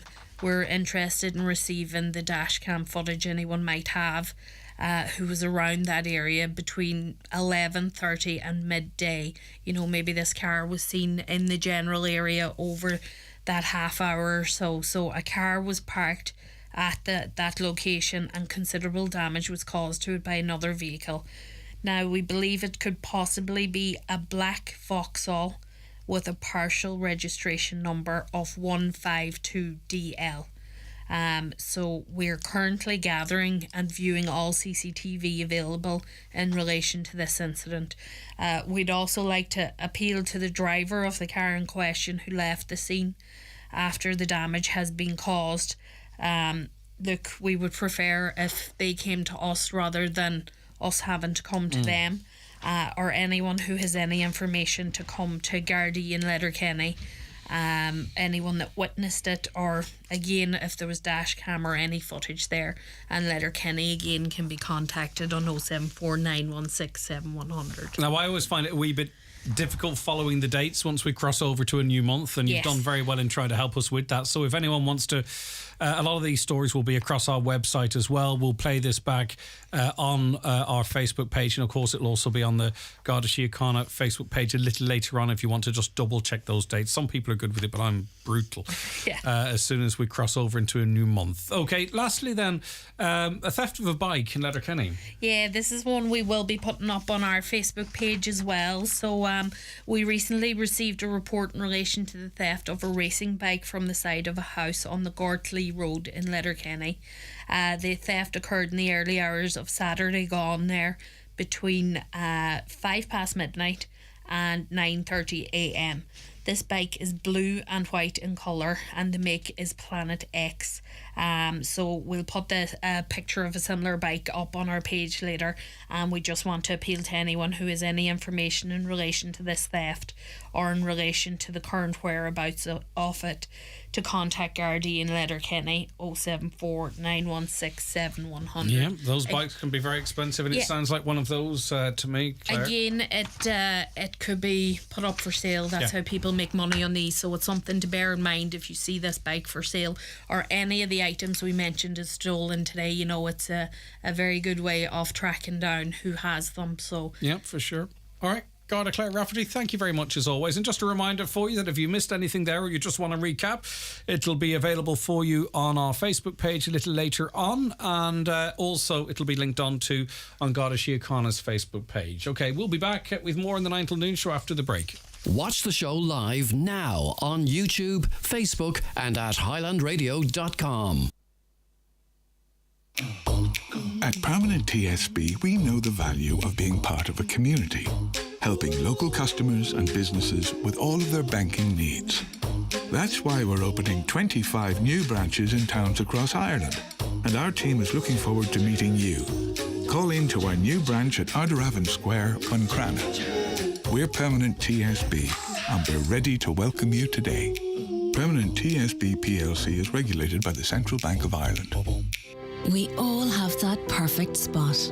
The corner of the couch where the light's just right. The kitchen table with your first coffee, or lounging by a crackling fire. So, where will you read it? Enjoy home delivery of the Irish Times from just €2.40 per day. Visit newsdelivery.ie. The Irish Times, because you get it. For the biggest names in perfumes and aftershaves, visit McGee's Chemist Letterkenny. Dior, Armani and Hugo Boss. Victor and Rolf, Marc Jacobs and Lancôme. Also Gucci, Yves Saint Laurent, Prada and many more. From timeless classics to celebrity favourites, there's a perfume or aftershave for everyone at McGee's Chemist Letterkenny and online at mcgees.ie. Okay, you're very welcome back to the 9 till noon show. Right, okay. A caller says, working in LUH and meet so many new staff that have arrived here from different parts of the world. Sad that there is no portfolio to inform new staff where they can go in their time off and how to travel throughout the county on public transport. Maybe transition year students in secondary school could set one up. What an interesting idea. It really is. Right, okay. Now, we are joined on the programme now by Romeo Challenger. Romeo, good morning to you. Good morning to you also. It's great to have you with us. How are you keeping? Oh, not too bad at all. Fantastic. People will recognise the name, of course, and they'll certainly recognise the band because... the band Shawadawadi is coming to play in the Northwest. Is it your first time here? No. We've been here lots of times. And what? The year. Not obviously not recently, but like certainly the late 70s and onwards to maybe end of 80s, early 90s, something like that. We've done the whole of Ireland many times, and it was quite a pleasurable, time. Great people, great audiences, fantastic. Yeah, you've been with Shawadawadi since the early 70s, haven't you? Since the start. I'm a founding member. We got together in 1973. This year is our 50th anniversary. Can you believe that? You don't look like... You certainly don't... You don't look like you could be doing a 50th anniversary tour. Thank you very much. But I've lived it and it's been fantastic. And looking forward to coming over. And I suppose Shawaddy is the type of band that, I'll name the hit slate, but people know them, that you will have a loyal following, people who were maybe teenagers, when Under the Moon of Love was released. But two, at the same time, I presume you see lots of new faces at your gigs, new audiences. Absolutely. It's incredible. We'll be playing away and doing the show, and I can see all the younger people sort of lip syncing the words and everything. So most of them know more about the lyrics than I do. The thing is also, we've got there are some members in the band, because I'm the last original person in the band. And we've got some people in the band who are like, late 20s and early 30s. So that some of them, they were like babies when we started, and one or two of them wasn't even born. It's a great thing, but also you look ahead and you go, I was doing this before you were born, and then stand out in front of you. Yeah, that's why I can say that, and I understand that there are a lot of younger people coming to the venues, which is great. Well, you see, I think what's happened now, we know how the music industry has changed with streaming and all that type of stuff. And for some, trying to make a living and start out in the industry, it can be difficult. But you're not now at the behest of Radio 1 or Radio 4 or any radio stations. You've got an audience that can discover you themselves. Absolutely. A lot of it, we have to use social media as well, as anybody does. But... we don't. It'd be nice to have Radio 1 or any radio place, quite honestly. But it all helps. But we do have a loyal fan base that, come to our venues up and down the country, and in Ireland also. Yeah, of course. And music travels, doesn't it? That's the great thing about it. It's an international language, though we speak the same language in both Britain and Ireland. But you know what I mean. It crosses all boundaries. So you're the only original founding member. How does it feel now playing these huge songs with a new crop of people? Well, the thing is, obviously it can't be the same, because it's like, I'm the last one in there, and you look out on stage and you've got different faces and all that. But it's gelled fantastically. Apart from me, the longest serving member in the band is Andy Pilos, who's been with us 11 years. We've got some people who have been with us a couple of years, blah, blah, blah. And it's a great band. It's a great band. So I think this lineup is nearly as good as the original. And when you're putting them together, or who you work with, I presume you want them to get it, don't you? You want them to sort of have the same vibe as you remember, because you can't fake it, can you? You want them to feel it, Yeah, that's great. The last person to join was Lawrence Plant, and he was a massive Shawaddy fan as a child, because his father was. So it was and what I'm saying is, like, for Lawrence, his music and all that and passion is where Shawaddy is firmly in. It's great. And as you say, people coming to the venues and the gigs, I've got a lot of it from their parents and stuff, listening to music they played at home, and obviously the kids can pick it up, blah, blah, blah, and move with it. Romeo, what was it like being famous in the 70s? What was it like, sort of? Well, it must have just been brilliant. I don't think I'd make it to the 80s, but anyway, go on. No, it was fantastic, because everywhere you go. This is because of having so many pop shows on TV at that time. You got Top of the Pops, and you got the exposure on TV for music was fantastic. Not like it is now. I can't think of one TV show that's regularly played music. You've got the 70s shows, and you've got the 60s shows and all that, but they're sort of minor TV stations. But I'm talking about 70s and 80s and all that. They were everywhere. The likes of Mark Bolan had their show, and Bay City Rollers had their show, and so many. Loads of bands have their shows. You got your Seaside specials, you got this and you got that, it was fantastic. And of course, as soon as you step out the door, people know who you are and they're pointing at you and all that. But that was fantastic. But the thing is, after a while, it becomes like the norm. Yeah. Yeah, it's like everything, isn't it? And it's funny, I think what some of the most popular programmes on the likes of BBC4 now are the reruns of Top of the Pops, because it's just one person or two people introducing one good song after the next. And Saturday morning, you'd have the chart show, what have you. And I think now it's so fragmented into different genres of music across a million satellite channels. We've kind of lost the plot of it a little bit. Yeah. So the thing is, you've got people, some bands who are really massively popular. People really don't know who they are. And they probably know one member, maybe the lead singer, who's always the focal point anyway. But generally, I'm not saying that in the sense everybody knows who the band members were in just one person. So that's... Do you just looking at the music industry now, and this is not to be critical of it, okay, because everyone's out there plugging away and wanting to forge their own path, but you're able now, and you'll fill out the 3 venues in Ireland here with classic songs, recognisable songs that we played in another 50 years when either you or I aren't here to talk about it, Romeo.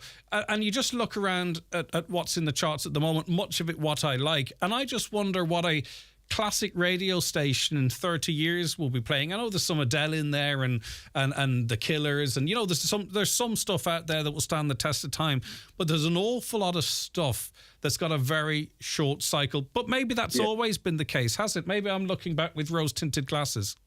No, you're right. I mean, obviously, you've got your classic periods and songs from them, and they will always last. Even, you've got classics. You'll have songs today that would eventually become classics, So some of it, some music, or a high percentage of them, has actually a very short period of time. The shelf life is very short, but there are some banging stuff coming out from some artists. Yeah, for sure. Now, we're talking to Romeo, and he is the drummer, of course, with Shawaddy Waddy. Shawaddy Waddy playing the Clanry Hotel here in Letterkenny on the 5th of May. Talk to us a little bit about the show to wrap up, Romeo. Okay, well, the thing is, with us, we play all the songs. Any song you might associate with Shawaddy Waddy is played. We had 24 hits, I think, and I think we do about 20 of them.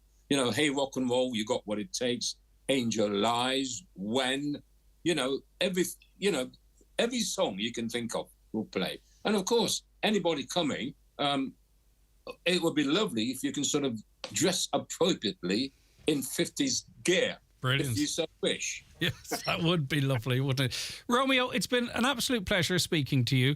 Thank you so much for joining us. We can't wait for you to come over here to Ireland and continue the super successful tour. So thank you so much. It's been great having you on the programme.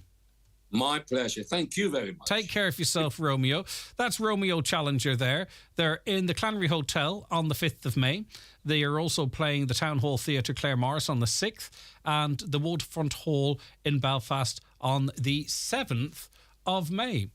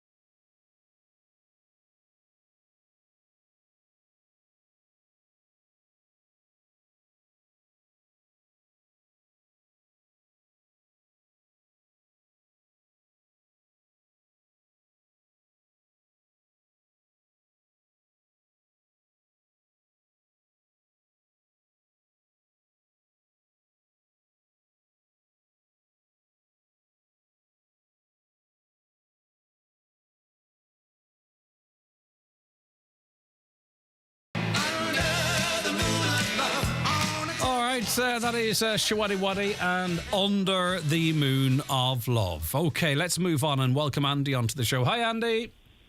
How's it going, Greg? I'm all right. Okay, so the EU wants to allow 16-year-old drivers out on the road. Their speed limit's capped at around, 45 kilometres per hour. Is this something that you would welcome with open arms or dread with fear, I wonder? That actually, you've answered my question. It was their speed would be capped at 45 kilometres an hour. I think that, well, I drive a lorry and buses this last 13 or 14 years, and they're all speed limited as well, obviously at a much higher speed. But in my experience, I've found it takes a great deal of patience to deal with a vehicle with a limiter. And I've found you could be driving behind a vehicle at 40 miles an hour, and my speed in the lorry would have been capped at 55 miles per hour, and you would pull out past that vehicle, and the vehicle would speed up. Of course, yeah. I know exactly what you're on about. Yeah. And it leaves you on the wrong side of the road. And if you're an experienced driver, you obviously know I need to pull back in again. But maybe at 16 years of age or 17 years of age or whatever age you want to limit the younger driver at what point does he know to pull back in again? Or she or whoever would Yeah, no, I get you. And I mean, our roads really aren't equipped for it, aren't they? The majority are, narrow two-laners. Maybe in Germany or France, I don't know what the roads are like there. I've never driven there. But maybe they have another lane to accommodate this. We simply don't. It would be carnage. Not carnage, it's a strong word, especially with what we're talking about. But I think it would be very problematic. Would be very problematic, is right, especially at 45 kilometres an hour. It's very close to speed that agricultural vehicles be driving at. And, if any time they would come on behind an agricultural vehicle, it would take a long time to pass. If you can only do 2 or 3 mile an hour more than that vehicle, it takes a long time to get past it. So would it be fair to say, in principle, you wouldn't be dead against 16-year-olds being out on the road? It's the limiter, especially as someone who works with one professionally, that's where the problems might turn up. More so, yes. I would agree with that statement. I don't think, there's plenty of 16-year-olds out there driving tractors and things, and that the majority, maybe between 16 and 17, in my eyes, in my opinion, is not much difference.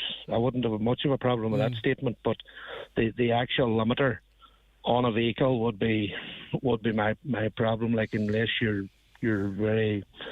well trained or well experienced driver, you need the patience to handle a limited vehicle. And just when you're driving your vehicle and it's capped at 55, that's it. You can put the foot to the floor. There's no capacity, for an exception for an overtaking manoeuvre. This is separate to this is just to satisfy my own curiosity. It's 55 and that's that. It's 50. It's 55. It's 90 kilometres, I suppose, when we're chatting about. All right, okay, I get you. Yeah, that makes sense. It's 90 kilometres, I suppose, and old money, new money, and new money, as we'll say, and it's 100 kilometres for a bus. Right. And that's it. When the limiter kicks in, you have nothing. If you're going downhill or something like that, it's only because of weight and momentum that carries you on. So you really have to plan between the speed limitations and whatever road is in front of you, and time and deadlines, I'm sure, is a factor as well. You really have to have the skill and the experience to know when you can and can't safely overtake. Oh, exactly. There's you were chatting about the A5 road there earlier, and as many people know, travelling from Strabane to Ballygolly, if you're going to Dublin, is the worst part of the journey, and on that road, if you're on a lorry or a bus and you pull on behind a tractor at 25, 30 mile an hour, you're behind it quite a long time, because there's not many places you can pass on them roads, and you can't get the speed up to get past them. Yeah, and do you find that road, particularly just whilst we're on it, as a professional driver, Andy, what's your experience of it? Yeah, no, it's not. It's not a pleasant road to be on any day you have a deadline to get to, or there's a lot of very impatient drivers on, and I can understand they're getting frustrated on it, and especially HGVs and that loaded heavy and stuff. It's not a road that you're doing more than 40 mile an hour at any stage on. Yeah. And it's it can frustrate drivers, and you see a lot of hairy passing manoeuvres on it, like. Yeah, I can imagine. All right, and listen, it's a really, really interesting insight, actually, because it's not something I would have thought of before in terms of these proposals from the EU. So thank you very much for that, Andy. I really appreciate your time. No problem at all. Right, take care and safe travels. That's Andy there, and he makes a really strong point, and he can do from a position of authority on it because he is a professional driver. Under the bed or down the side of the couch. If you can find your smartphone, you can trade it in for an average of €130 at Vodafone, where we'll recycle and repurpose it. Good for your pocket and the planet. Search Vodafone Trade-In or visit your local Vodafone store to find out more. So, where's yours? Vodafone. Together we can. Trade-in is subject to trading in an eligible device. Average trade-in value is €130. For full terms, see vodafone.ie/terms. At ESB Networks, we're connecting Ireland to a clean electric future. And as part of the National Smart Metering Programme, we're now installing smart electricity meters in your area. Your new smart meter will reduce the need for estimated bills, help you to manage your electricity usage more efficiently, and enable you to access smart electricity products and services. We'll contact you before your meter is installed. Find out more at esbnetworks.ie/smartmeter. Okay, you're very welcome back to the 9 till noon show here on Highland Radio. Now, we've been continuing our conversation about concerns over the number of prescriptions being used for codeine or issued for codeine-contained medicines. It's surged by 22% since 2012. And as you know, if you've listened to the show regularly, we had local GPs on expressing their concerns about this not so long ago. Fine Gael TD Colin Burke has taken up this issue. Colin, thank you very much for joining us. You're very welcome. How long have you been working on this, and when was your concerns peaked, I wonder, Colin? Well, I'm dealing with, I'm on the health committee since 2011. I'm on it over 12 years at this stage. So anything in relation to health issues is of concern to me. And I think it's important that we use medication and we use it correctly and that we don't have any downsides to it. And therefore, I think we need to get more information out there about the use of medication. I mean, the figures that I've shown, and this is as a result of putting down quite a number of parliamentary questions. So the information I got was to the effect that over 1,110,000 prescriptions were issued in 2022 for codeine products, and that's a huge number. It's a 17% increase since 2018.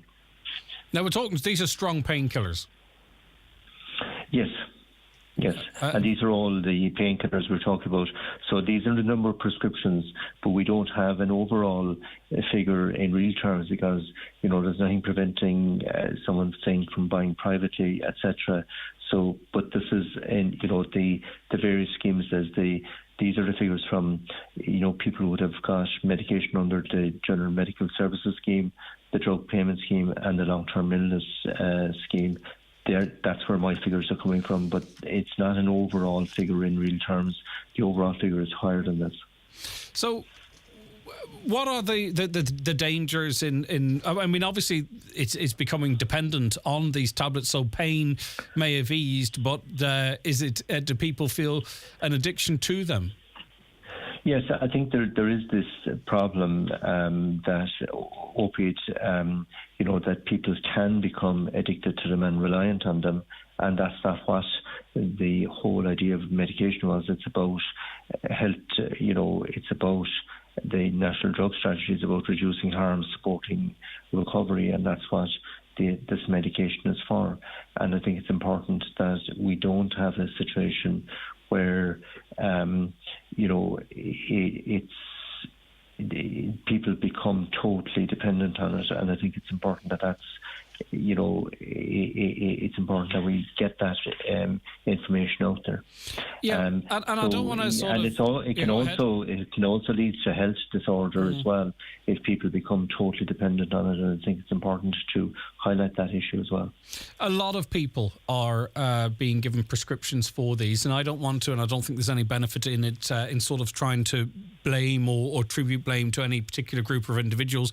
But I mean, a lot of prescriptions are being written, and we can't we need to sort of understand the motivation for why those prescriptions are being written. Is the patient saying, pretending to still be in pain if they don't genuinely need them, or are they being prescribed to satisfy, a dependency on them? I mean, I think all of that needs to be teased out, does it? Yeah, I think it does, but I think it's also about, this is about, in fairness to every GP, I think every GP, before they write a prescription, carefully monitors the health of the patient. I think it's important that, do we need to make a better effort that prescriptions are not the solution, the only solution. And in fairness, where people are waiting, and look, there's no point in denying otherwise, people may be waiting for medical procedures, and that's why they're on the pain relief. We need to see what further work we can do on that. In fact, in particular under the drug, under the treatment purchase scheme, should we be doing a more proactive approach as regards getting people in and out of for the care that they require in a faster time frame? And I think we have a lot of work to do on that, and there's no point saying otherwise. But look, the big issue that we have, and I was just looking at the figures from the States, and that's in relation to the number of deaths in 2021 from overdose deaths involving prescription opiates, in fact, was over 16,000. And in fact, in relation to drug overdosing in the States in 2021 was 106,000 deaths. So we need to be aware that there are long-term consequences where there's a constant use of medication, and it can lead to other harmful outcomes. The one thing too, though, I would like to see as part of this process, if it is a case that it's prescription only, is that we do consider there are a lot of people who are dependent on the ones that you can get in the pharmacy, right? And that we need to make sure that they are supported, or that it's taken into consideration that, okay, there are going to be people out there that are taking them because there is an addiction and it's not necessarily because of pain relief. And we don't know what kind of impact the unavailability of them might have on them. Do you get where I'm coming from? That we definitely have to. And I think, go ahead. Yeah, and I think in fairness to pharmacists, I think pharmacists are doing a very good job. I think they're managing quite carefully, and I think in fairness to them, most of them, where they have a regular patient coming into them, they can actually, work out, well, is this in the best interest of the patient or their customer? The big problem that pharmacists have is when people drop in and they're not a regular customer, and then it's very hard for pharmacists to assess the situation. And I think, in fact, there are some areas where we could give more power to pharmacists, and there are some areas where we need to have more cooperation, I suppose, between GPs and pharmacists. I think pharmacists need a bit of protection on this as well, because we've had stories in the past here, Colin, in that someone went into a pharmacist. The pharmacist tried to take them. They were buying, I can't remember which one, but I think people know the most common brand in pharmacists. He was trying to buy them. The pharmacist took them to one side and said, look, had a brief conversation with them. He stormed out, not happy with it at all. And it created quite a bit of tension there. And he said he'd never be back in there again. The pharmacist's hands are somewhat tied in that they are the firewall here, and perhaps it shouldn't be their job. So I mean, but I think in fairness to them, they do a very good job. They do, but they shouldn't. They should not. Yes, but they should not have to. I don't think they should have to be the person saying sorry, no, Absolutely. Because this is a non-prescription drug. You see, so. We have the GPs on. We had the GPs on the show not so long ago expressing their concerns. You're on the health committee there, of course, long-standing now. You've got your concerns. So what happens next? Because this seems like a very hot topic at the moment. Are we going to see action? Well, basically, the National Drug the Health Products Regulatory Authority is currently carrying out a review, and they're to complete a report and submit it back to the Department of Health, and I presume it's only when that report comes back. And I think what I'm highlighting now, the need for that report to be carried out as soon as possible and back to the Department of Health, and then that the Department of Health would act on its recommendations and move forward. And I think there's also a need for consultation as well with the medical profession and with the pharmacy union about this issue. What is the best way forward? What are the mistakes that have been made in other countries that we want to make sure we don't make? And how can we, I suppose, work towards reducing down the dependency level by some people at this stage? And I think it's for their own benefit that we reduce down the dependency in real terms. Right, we're a border county, and we could end up with codeine tourists. What is the situation in Northern Ireland? Are they available over the counter? Do you require a prescription? I'm not clear as regards the current practice in Northern Ireland. I think that'd be really important in terms of forming absolutely, any and I think policy, it's well about whatever we do in the south and taking that into account, that we would work with the medical profession and the regulatory authorities in Northern Ireland. And I think there is a lot of cooperation between the medical in relation to there's certain procedures done in Dublin that are not available in Northern Ireland. There's certain procedures done in Northern Ireland that are not available in Dublin, and there's a lot of cooperation, and I think that's something that we can also cooperate, and I think it's extremely important that we would. Right. As soon as this conversation starts, there's going to be a lot of hoarding as well, and I just hope people that are dependent on them are considered in this, and that we don't have tens of thousands of people who can't get a product who are desperate for them. Yeah, I think it's important that we take that into account, and in any changes that occur, it is important where someone has become very dependent, even though it mightn't be a prescription drug, but could become a prescription drug, we have to work with those people as well. And I gave the example, I was doing something else this morning, I gave the example of a lady who was 15 years on medication and different types of medication. And she was inside an hospital, and the medical consultant decided he was actually taking her off all of medication. And as a result, she went into the DTs. She was on so much medication, and she was now so reliant on it. And she actually went into withdrawal symptoms and had to go through that whole process so he could start the careful management of medication for her. But she had to go through that whole withdrawal symptom, which is quite a difficult thing for someone to do. And I remember that happening for someone that I knew a number of years ago. So, there are a lot of challenges in this area, but it is important that we deal with it carefully and that we manage it carefully and that we involve all of those that are working the front line on this issue. All right, Colm, thanks for your time. I appreciate it. That's Fine Gael Deputy Colm Burke. What's your views? 086 60 25,000. WhatsApps and text that number, or give us a call on 074 91 25,000. A caller says, big congratulations to Kieran Gallen in Rathmullen. He was over at Sheffield for the World Snooker Championships final. Fair play to you, Kieran, getting a ticket. And the caller goes on to say, what a brilliant final with Barcel winning and Selby making a 147 break. Kieran made few appearances on TV during the final too. That's coming in from Danny. And it was for what on the face of it should be such a boring sport. It's not. It was excellent. I didn't know. I like Mark Selby. I didn't know who wanted to win, but Luca Barcel, he was excellent and has a great way of playing the game as well. A complete contrast to Selby. He likes to drag you down into the trenches and break your spirit there, whilst you have Barcel, who is very flamboyant and never been past the first round, I don't think, has he? But anyway, it was a good spectacle. It's all over now, so if you're a big snooker fan, don't know what you're going to watch for the next while, because even if there is more snooker on, it kind of pales into insignificant for a few months after the World Championships are over. But good entertainment.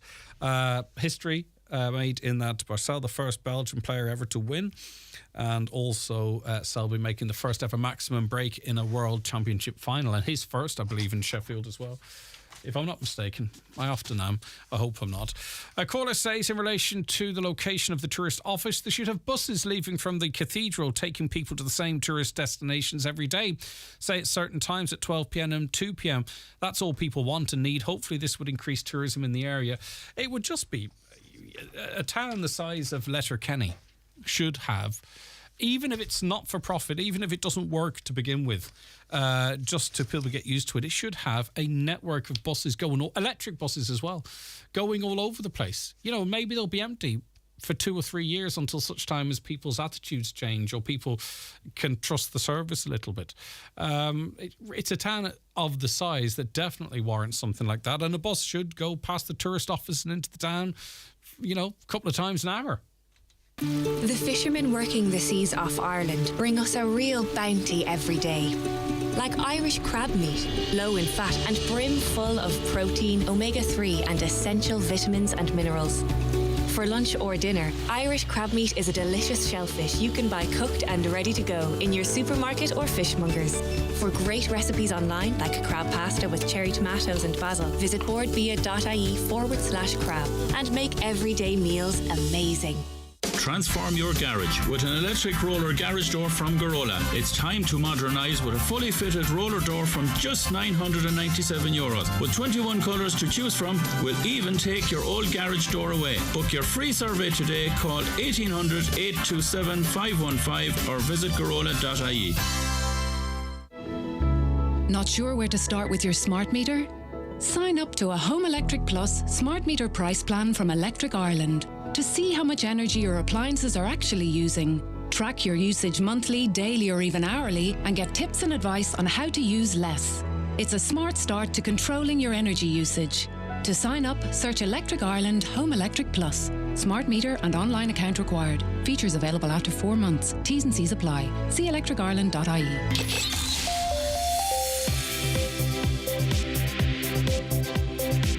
With all the stories that matter across the Northwest, it's Greg Hughes on the 9 to Noon Show on Highland Radio. Indeed, and we've another hour to come. Stay right where you are. But let's first get a news update at 11 a.m. and say good morning, Michaela Clark.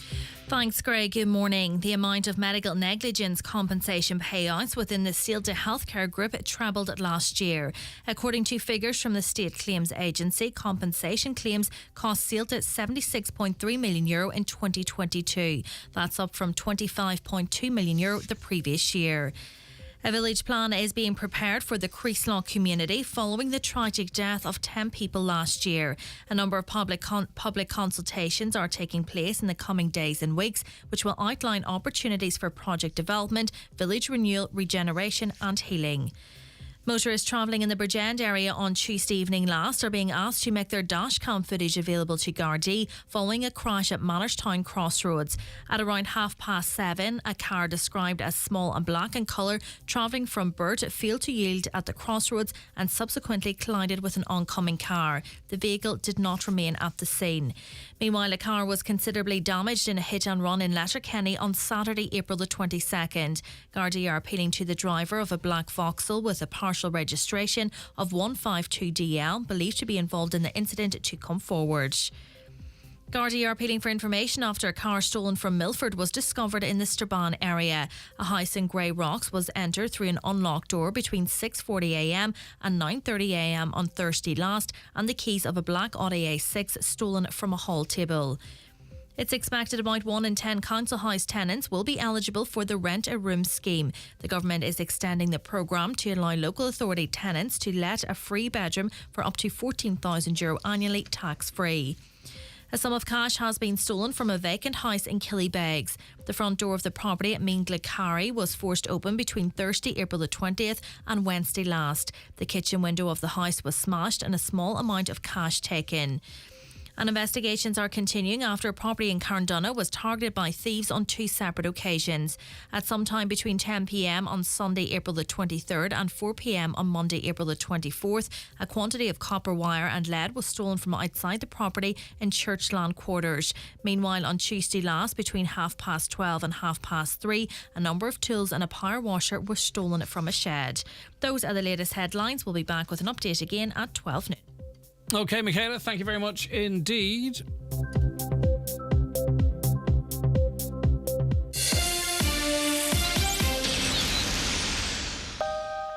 Throbbing headache, toothache, backache, period pain. No one pain is the same. But for all those everyday pains, there's there's a moment when you start to feel release. That moment when you start to get back to being you. And you feels amazing. Panadol Extra film-coated tablets. Powerful pain relief. Release starts here. Contains paracetamol. Always read the label, leaflet. Now, you're very welcome back to the programme. We've just been giving a gift. It's fantastic. We'll talk about that more in a moment. We were speaking about the, if you want to go and get your blood pressure checked at Letterkenny Shopping Centre, it's running between 11 and 2. So it's just got underway and it's there till 2 p.m. So Nurse Kathy's down there. So if you're in the shopping centre or you want to bring himself or herself and sneak the blood pressure check on them, then you can get down there up until 2 p.m. A caller says, I've been on sleeping tablets, anxiety tablets and antidepressants. It's not under review. I think it's strange that they aren't being checked. 30 tablets a month in sleeping ones alone. Well, I suggest to go back to your GP and say, look, I'm on a lot of tablets here and I wouldn't mind can we talk about maybe coming off them to some extent? Hi, I was trying to ring my GP since 9:10 this morning because I have a chest infection. I got through at 10:35. The receptionist told me, sorry, we're fully booked, ring tomorrow morning. So what do I do now? Just because the doctor is busy, I have to suffer with a chest infection. These doctors are a joke, believes this listener. And then these receptionists think they are doctors. Well, in fairness to the receptionists now, they are there to answer the phone and pass on the messages, I suppose. Right, okay. Now, we are joined in studio by Anne Scott, who's the club president of Inishowen Rugby Club. Good morning to you, Anne. Good morning, Greg. How are you? Not too bad at all. Right, 50 years the club's been in existence now. Yeah, it's quite amazing. It started off around the early 70s and there were three local men who had the vision. They were keen rugby players themselves. Noel Hunter, who's no longer with us, he had come to live. He married an Inishowen lady, came to work there and he'd played rugby for Connacht. And Jim McCarroll, who was one of the local vets, he'd played rugby at school. And then my actually late brother-in-law, Robert Scott, he was a keen rugby man too. So the three of them got together and decided that Carndona, the Inishowen Peninsula, could do with a rugby team. And it all developed from there. And of course it is Inishowen Rugby Club now. At the time of its launch, was it Carndona focused or was it always a peninsula-wide rugby club? Well, I suppose it started off in Carndona. I wasn't here then, but it does now take in the whole peninsula. The town itself, Carn, isn't big enough to really support one. So we take players from the whole peninsula and it's great. Yeah, okay. And what kind of facilities do you have there now? I suppose there's been a lot over the years, efforts and ongoing efforts. Yeah, for many years the club has played down the Moss Road and many people who have played there will remember nearly drowning in the muck down the Moss Road. It's a good field. And in 2013, 5 trustees met the Donegal County Council and we bought the almost 9 acres there to provide 3 pitches for the rugby club. And because of that, we're in a position to get funding through Sports Capital. And since we opened the pitches, we levelled them and revamped them in 2017. And since during COVID, we've really built the present changing rooms, which are going to be officially opened this Saturday coming. Yep, and we'll talk more about that because it's a sort of event, isn't it? It's marking the half century, but it's also celebrating the official opening of these facilities. And is it difficult to maintain a rugby club in this part of the world? I mean, rugby is hugely popular. Is it as popular in Donegal as it might be, saying Sligo, Mayo, Galway? Because there's so many other sports to compete with, of course, and compete with not only for the talent but the eyes. Oh, of course. I mean, the Irish rugby team has done exceptionally well this year, and the professional sport is watched by so many people.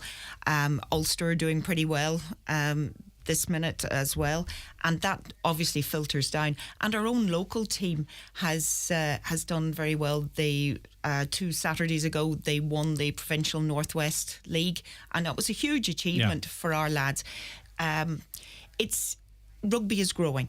And it's when the club started in the early 70s, rugby was for the big boys, the big hairy men of all shapes and sizes.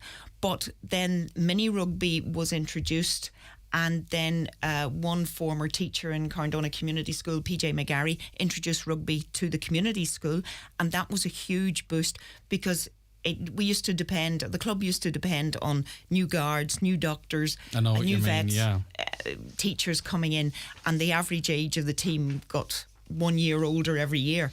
But once the rugby came into the schools, then you started to get cohorts coming through each year. Yeah. And there are certainly 3 people greatly involved with it, 4 greatly involved with the club at the minute, who were all in the same year. Liam Crampsey, Brian Keogh, Brian McNally, Alison McLaughlin. And they have been a huge asset to our club in recent years, and they're bringing new players in. On the national scene, it really is quite remarkable, isn't it, when you think of the size of this country, that we are, the best, one of the best teams in the world. It really is unbelievable. What is that down to, do you think?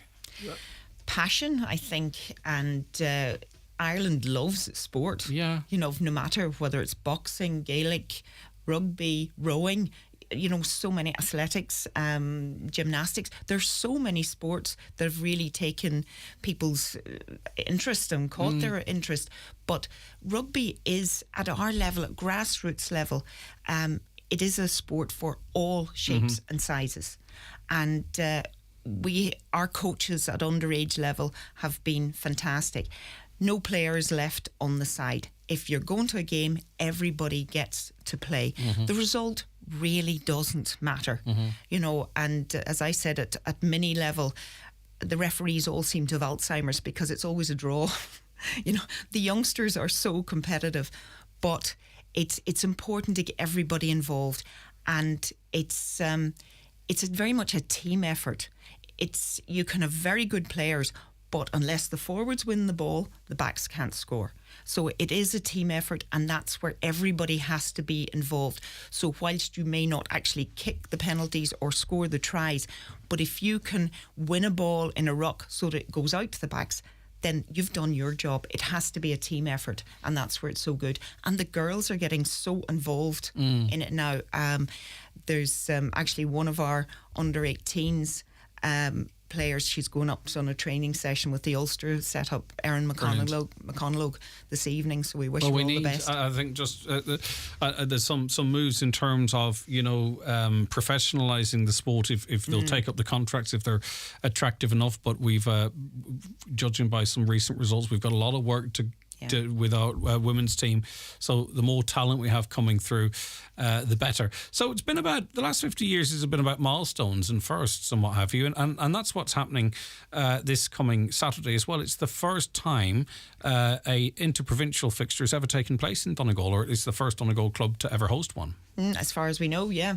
And we're going to keep saying that until such time as someone says otherwise. Exactly. As far as I know, it is. And this is, people may be a little bit confused. It's a junior interprovincial. So it's an interprovincial. It's still an interprovincial. Oh, absolutely. It's a huge coup for us. And there have been quite a few people in the Ulster branch who have supported us greatly in securing this for us. We are a small club. There's no doubt about it. But the one thing that you talk to people throughout the whole province of Ulster, and what they remember about Inishowen Rugby Club are the hard-fought matches and the hospitality afterwards. And we are well known for that. And our own John Merritt is probably comes to the fore in that, teams are looked after and they do enjoy coming to Inishowen, even if they think that it's so far away. That's our problem. Well, that's always the challenge, isn't it?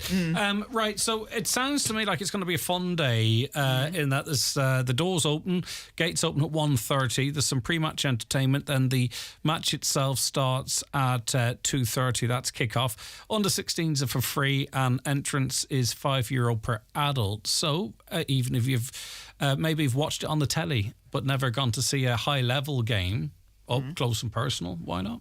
Yeah, it's there's nothing quite like watching it's not a grassroots, but watching a live match close up. But you hear the grunts and the bangs and the knocks. And you do. And, when the ref says engage and you hear the two scrums, each pack of forwards coming together, there is something about that. And the smell of mud, although hopefully it'll be a dry day and the pitch is looking fantastic. Our groundsmen have done a great Well, they great have job. to, I think, any field sport, the pitches and all can cut up quite badly, but I'd say it's particularly challenging to keep the surface to a high level with rugby, especially given our climate, and it has to be a grass and a soil that can take a scrum or two. Well, we're so lucky because the grounds at the Moss Road are gravel based, and we have treated them and we're looking after them as best we can, but it is an ongoing problem. Yeah, it's a challenge for sure. It's all part of it. Right, okay, so it's at the Moss Road in Carndonagh. It's this Saturday, the 6th of May. It is 6th of May, this coming Saturday, isn't it? Yeah. Gates open at 1:30. Pre-match entertainment from 1:30pm. Kick-off at 2:30. Entrance is €5. Under 16s are free. So what is the for the likes of the Inishowen Rugby Club in the league setup? So with whom do they play their matches? Well, previously we would have played the Northwest Regional. Okay. And that would really have been other clubs within Donegal. So like Donegal Town Rugby Club. Donegal Town, Letterkenny. Yeah. There's Finn Valley. Well, they would mostly just youth. Strabane, Derry. Those local ones to cut down the amount of travelling. Yeah, of course. But we were playing in a cup final or a shield final, and we had to travel to Newtownards. That is quite a distance. Yeah. But that's the problem. And our boys are used to travelling. It's harder to get teams from the east of the province to come up here. Of course it is. But in fairness, they're getting better. And as I said, they do usually enjoy it. So our first have moved up to the provincial Northwest. So they were having to travel to places like Coleraine, Ballymena. So that takes in those clubs as well. All right, good stuff. And don't forget the under-14 girls are in Malone on Sunday in the Ulster finals. How could you forget? I know you were just about to say that before I said it. Yeah, it's hard to keep track of everything, but We'll try harder, Anne. Oh yeah, try harder. Forgive me, girls. But Oliver and Tara McConnell have done a fantastic job in bringing on the girls section, and they really are loving it. Yeah. And the girls are so dedicated, and they really put their heart and soul into everything, and they're really enjoying it, which is part and parcel. That's what it's all about, isn't it? It's great for them, and it's great for the area, and it's an alternative. Because, not everyone likes the same things. So it's another opportunity for people to compete and what have you. All right, so 50 seasons. It's an amazing achievement. And to be able to make that progress too over the last, 6 odd years in terms of getting new, purchasing the land and getting the changing rooms fixed. So the Ulster versus Munster Junior Men's Interprovincial match and official changing room opening.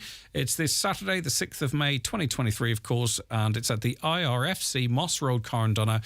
And you can go along from 1:30. That's when the gates open. Kick off at 2:30. Some entertainment beforehand. Is it you juggling or? What is it? We have the support we've had from the local community has been absolutely wonderful. So there will be some music and the brass band's playing. Lovely. And there'll be a few other things and refreshments too. It's a nice time of the day too. Something to do in the afternoon, and then you have your evening to yourself. Yeah.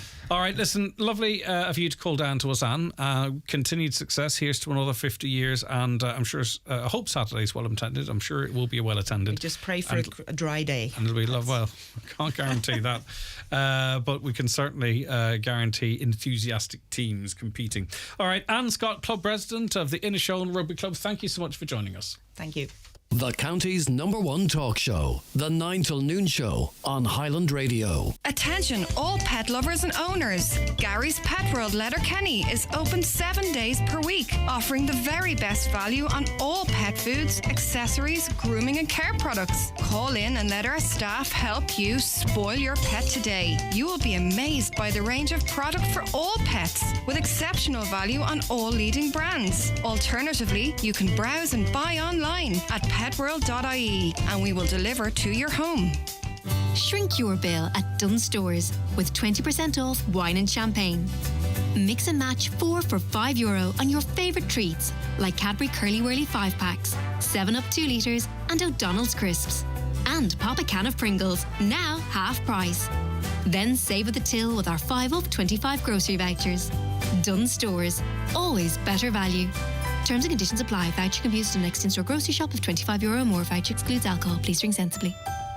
Highland Radio time checks with Expressway. Travel Route 32 from Letterkenny to Dublin when you book online and travel for less. Expressway, bringing you the time at...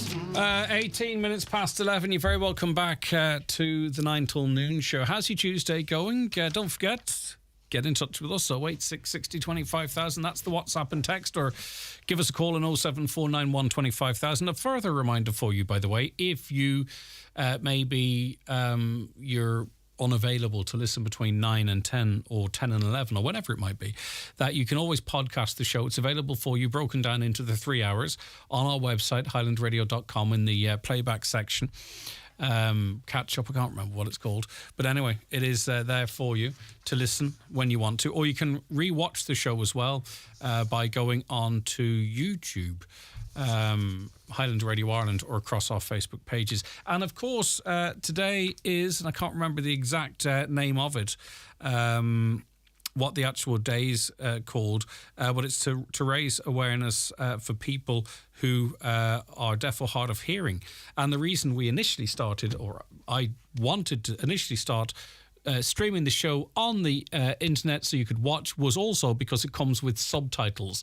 So if you've got someone in your life or your house that's hard of hearing and they want to keep up with what's happening, you can put us on YouTube on your Fire Stick or your smart TV and switch on the captions. They're not perfect, but they're not far off it either, and they can keep a track of what's happening across the northwest, the country and beyond by way of reading the subtitles. So I do know many of you avail of that, and for those of you who weren't aware, that's one of the services we provide here.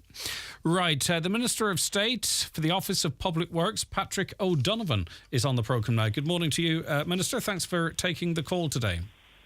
Good morning, and good morning to your listeners as well.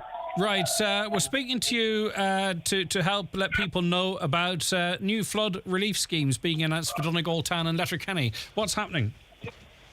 Yeah, well, I actually am here in the Glebe House at the moment, where we just opened an outdoor classroom. But earlier this morning, I was in with the officials of Donegal County Council and some of the elected members of the council as well from the Letterkenny and Donegal municipal districts. The last time that I had been here as Minister of the Office of Public Works, I basically had very good discussions with the council, and I said it this morning in front of the elected members that, you know, I would rate Donegal County Council really highly in terms of the work that they're trying to do from a climate adaptation point of view. And I put out a call to them that if there were additional resources made available to the Office of Public Works in terms of personnel that we would pay for on top of the people that we're already paying for within the council, would it help advance the development of a scheme for both Donegal Town and Letterkenny. So over the last couple of months, through a business case appraisal and everything else, we've been working with the council, and I'm glad to be able to provide the announcement that we have approved additional resources to Donegal County Council, bringing the total up to 5, that will allow now for the early preliminary work around data collection for Donegal Town and Letterkenny to be able to be started, which is vital in terms of a planning process, that we collect all of the preliminary data around the tides, around the river basin, around catchment flows, around all of the existing risks that are there to the two towns from water, many of which the listeners in your programme will be only too acutely aware of when they see thousands of tonnes of excrement and sewerage and everything else flowing through their front doors. But we have to start the preliminary work. We have to collect the data, and basically it is the start of a process that we hope will lead fairly soon to the development of a scheme that we can submit for planning permission through the Donegal County Council. So it's very positive for both towns. What is new about this delivery model? Like, what are we doing or piloting here that it hasn't been done heretofore? Well, what we're doing is a joint venture between ourselves and Donegal County Council and ourselves and Kilkenny County Council. So one, a coastal county with huge obvious risks from the Atlantic, and the other, a landlocked county with risks from an estuary, but as well as that from risk from flashy catchments. So we realise in terms of the pace of climate change that the speed at which our climate is changing is far more pronounced than it was than we had at the original design of our flood relief schemes under what's called CFREM. So we're basically, for want of a better word, we're putting a greater level of onus of responsibility on the local authorities to do an awful lot of the preliminary work that either we would do or that we would get external help in to do. But to do that, we need an extra complement of civil engineers and other technical experts. In many cases, these will be young people themselves with career opportunities to come into the likes of Donegal County Council, and we'll pay for it. That will help in the development of a scheme that will ultimately lead to planning permission. Now, we've done stuff like this similarly before, where we pay for staff within the local authorities. They do work on our behalf, and it leads to the development of a planning application. I think this is different, though, in terms of the scale. These are two huge towns. They're strategically important, both in terms of the county, but as well as that in terms of their regional significance for the government. These are areas of strong population growth. There are also areas that are particularly vulnerable, one from Loxville, the other directly from the Atlantic. And when you get saddened land with the prevailing winds from the southwest, in the case of Donegal Town, or from the north and northeast for Letterkenny, it can cause devastating consequences, and we're only too acutely aware of that. However, taking all of that into account, we also have to adhere to planning processes. We have to have detailed public consultation and engagement, and that will start and commence as part of this. Because if we don't do that, what happens is invariably we got objected to, and these objections can sometimes wind up in court, and they can add years to the development of a scheme. So we have a very, very good relationship with Donegal County Council. They have delivered a lot of work for us in terms of minor schemes, which in many cases would be one-stop houses out the country, where we provide the money for the council to divert water away from houses, groups of houses and things like that. Has been quite successful. And then in the other schemes around the county as well that are more susceptible to flooding, we're also paying for the development of those, leading to planning applications and their construction. So I presume then what this allows is there's going to be mitigating work that's ongoing, but we also need to presumably plan for what mitigation is required for 10 years, 20 years, 30 years time. Is that part of this? So in other words, that this flood mitigation work is future-proofed? All of the work that we're doing is future-proofed, and if we look at sea level rises, and if we look at rainfall patterns over maybe a 40, 50-year period, and we're conscious of that because the rate of change over the last century would have been fairly stable, but the rate of change in the previous 20, 30 years has been like a rocket. So we know that we have to future-proof, and this is where the difficulty arises for communities. We have to protect the houses, property, first and foremost, life, and that does involve significant infrastructural development on the banks of our rivers, inside in the hearts of our towns. And while some people mightn't like it, the reality is we have to do it in order to protect these places for the future, so that we can sustain communities into the future. Because in the absence of the engineered solutions that we're talking about, a lot of these places won't have a future, and that is the reality. And in fairness, across politics, we get a lot of support from people who are anxious to see works that we have completed in other parts of the country, whether it's, in relation to Waterford, Cork, Tipperary, wherever it is, that is replicated in areas that are particularly vulnerable from the sea. And we are at the moment completing a body of work with the Department of Housing in relation to coastal erosion and the risks associated with that, not just in terms of infrastructure, but also in terms of houses, businesses, amenities that are literally falling into the sea every day of the week. And Donegal, with its enormous coastline, is a county that is a particular risk and a particular concern and a particular worry to us in the Office of Public Works. I mean, obviously, you don't have a crystal ball, but some people might say, this is more, more research, more planning. Like, when do you think we might actually see proper flood relief schemes across Donegal? I think there's 12 areas identified at the moment, but let's take Letterkenny and Donegal Town. Like, we're in a process, but when do you think we'll actually start seeing significant works in both of those areas? So to answer your question, with my other hat on is Arana Gaeltacht, Colua Augustus Fader, as soon as we can. But we have to go through a planning process for which we're not jotters of. And we're also, like anybody that's applying to build a car park or a house or a business or anything, we are applicants to a planning process to which people, the public, non-governmental organisations, state bodies can all put in observations. It takes a long time. And even when you get planning permission, there's no guarantee you can proceed, because sometimes there's appeals to other bodies. So I wouldn't care to put a time frame on it. However, what I will say is this: we are committed financially. there's no issue in relation to money, and there also is no issue now, it's confirmed today, in relation to capacity within the council. The train is finally leaving the station with our approval. This morning marks the commencement of 2 in Kilkenny, 2 in Donegal, and we're going to see how they get on over the next couple of months with the resources that we attach. I believe that it'll be successful because it's an initiative that I've been trying to progress, and thereafter I'd like to see it advanced and rolled out to the other counties around the country, the other 24 counties that have similar schemes in gestation at different levels across the country. All right. Interesting to use a train metaphor in Donegal, but sure, we'll let you away with that. Thanks very much for your time. No bother. Thanks very much. Bye now. All right. And quite interestingly, the Northwestern Flood Risk Management Plan 2018, in outlining a flood relief scheme for Letterkenny, it found that it would protect 51 properties from coastal flooding. And I probably should be aware, but I never really considered it before, that Letterkenny is apparently very susceptible to climate change, particularly sea level rising. As I say, it's not something that was ever in my mind, but I was surprised to read that. And over the coming years, because of climate change and rising sea levels, an additional 56 properties are at risk under future flood predictions. So that's going to form part of this scheme. Other flood relief schemes planned for Donegal, by the way, are Carndonna, Dunfanaghy, Keelybegs and Rathmullen, we're told, while the OPW is also exploring the viability of schemes at Bunbeg, Derrybeg, Convoy and Moville. So we'll see if that happens in my lifetime. Right, any views on that? 086 60 25,000, 086 60 25,000, or give us a call on 074 91 25,000. Reading today that the ongoing delay in setting up a vaccine damage compensation scheme for people who suffer severe reactions now looks set to be dragged out even further. While a working group headed by former National Maternity Hospital Master Dr. Rona Mahoney has been established to examine the issue, no separate unit within the Department of Health has yet been put in place to support the work. The hold-up was revealed in a parliamentary question from independent TD Dennis Naughton, who has been pursuing the matter for many years. Mr. Naughton said commitments were given in the past 2 programmes for government to introduce a no-fault vaccine compensation scheme.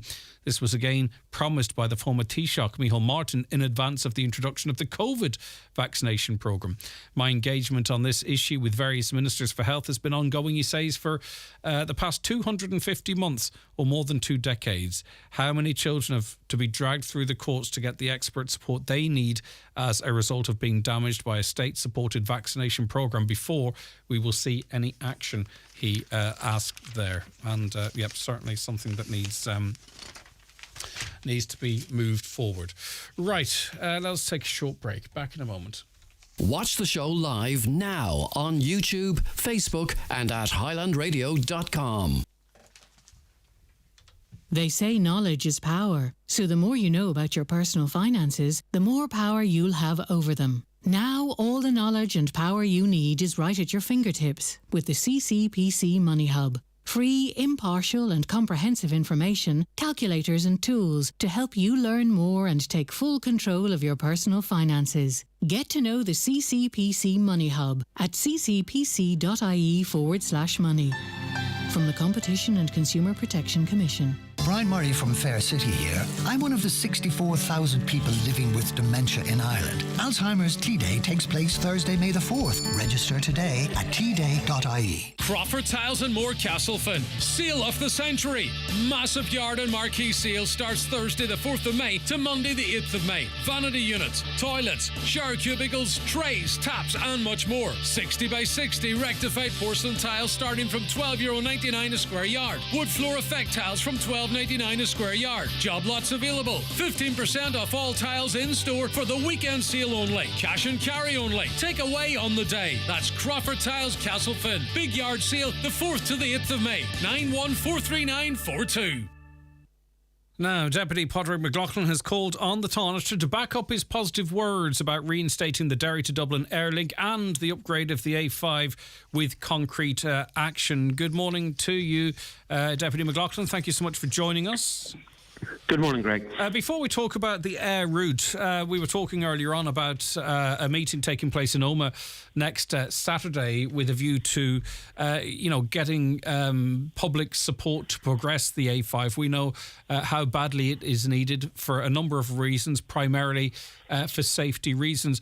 What role? Because I've been doing this for a long time now, and I remember the A5 funding, government funding, it was every year and then it sort of slipped off the radar. Where are we at in terms of commitment to help funding this currently, and what do you think the Irish government might be able to do to progress it? Well, if we go back to October 2006, we had the St Andrews Agreement, and at that time, as part of that agreement, the Irish government committed to co-fund the A5 upgrade. So we're going back, nearly 17 years. It was a co-funding commitment. Now, over the years, that has been watered down to like a €75 million commitment, and it just it isn't good enough. But of course, the biggest problem with the A5 has been our hearts have been broken with the objections, the delays, the court cases, the studies, the consultation, again and again and again. So I am pleased to see now a very strong grassroots campaign based on road safety, not just our right to have the same roads infrastructure as everywhere else on the island of Ireland. And I'm hopeful that we can finally get this project over the line. And when that happens, the Irish government need to recommit to fully co-fund the project. Yeah, of course, and you recognise, and I said in the intro, the public safety is paramount, but also there's many other reasons in terms of access for business, education, whatever it might be. Perhaps something that could be delivered in a shorter amount of time is the Derry-Dublin Air Link. I didn't hear the Taoiseach's comments in relation to this. Give us the history of it. It used to be there, then it was lost.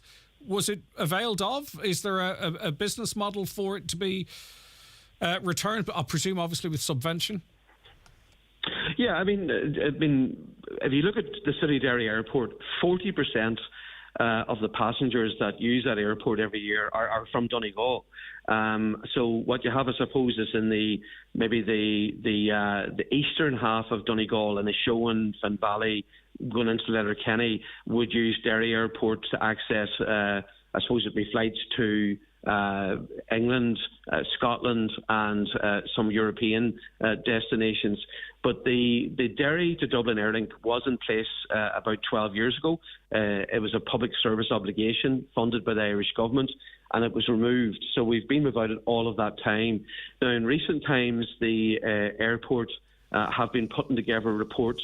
They've been engaging with the Department of Transport, with various ministers in Dublin, and I've read their reports, and there's no doubt of the immense economic benefit and the tourism benefit from reinstating the link. It's not just about, of course, flying from Derry to Dublin. It's about flying on from Dublin to all these destinations around the world. So you're connecting tourists and businesses from all around the world into Dublin to connect onto Derry, and of course that connects you into Donegal, West Tyrone, the whole region. So it's really, really vital. So I was pleased to hear the Taoiseach Micheál Martin say finally, that we need to reinstate that link. Now that he's said that, we need to see action to match the words. And I mean, it is. I think it's beholden to any government, be it in Belfast or Dublin for that matter, not to neglect a part of the country just because it's further away. In fact, it should be positively discriminated against. You should be sitting in Dublin, a decision maker should be, and say, my word, look at that gap in the northwest. We are responsible for all of this country. We should actually make sure that if someone gets off a plane in Dublin and they want to go to the northwest, and of course the Donegal airport is there, but that might actually be bringing people further away from their chosen destination. It's a non-brainer. We shouldn't have to compete and argue and lobby for basic access. Yeah, and what makes me very angry is that, I'm a fan of the City of Derry Airport and the team that have run it now for many years.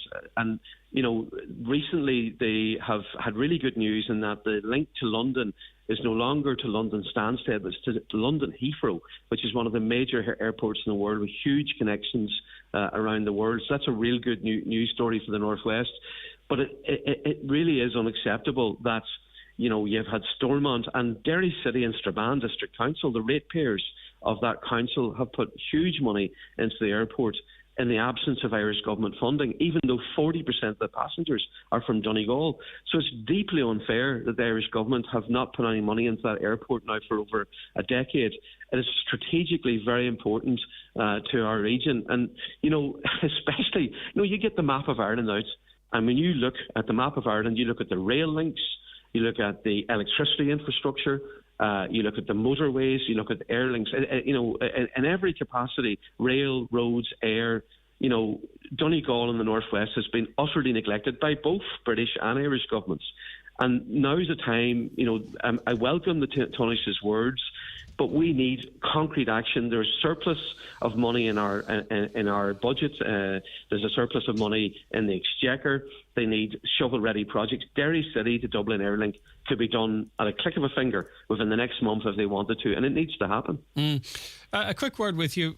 I know the only polls that matter are the ones on election day, but another set of polls out at the weekend, which shows, and I try and point it out in this programme, continued decent support for the government parties. But if you look at seat predictions, it seems difficult, and we're a long way out, Pádraig, and sorry for drawing you into this, but sure, you can tell me to sod off if you like.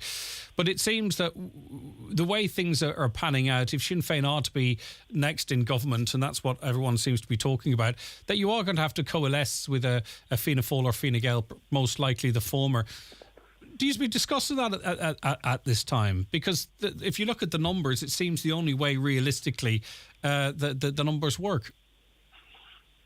Yeah, and at the last election, obviously afterwards, a lot of people said Sinn Féin, you didn't run enough candidates, and that was true. We didn't.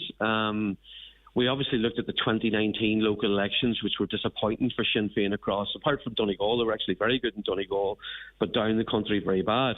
And we were overly cautious. We won't make that mistake again. So our objective in the next election is to run as many candidates as we can, to elect as many Sinn Féin TDs as possible, and to be in the strongest possible position to form a government. I mean, our preference would be that you would not have Fianna Fáil and Fine Gael in the next government. That would be our preference, but it's up to the people to decide. And when we look at the number of seats that are there, our desire is to lead the next government, to drive a Sinn Féin programme for government that's been won the support of the people, and to be as strong as possible to deliver the change that our people need. That's what we need to do. Yeah, and I mean, we'll have tons of time to talk about this when any time an election is called, but could you see Sinn Féin in government with Fine Gael, or would you more likely see some sort of an alliance with Sinn Féin leading the government with Fianna Fáil? Either or?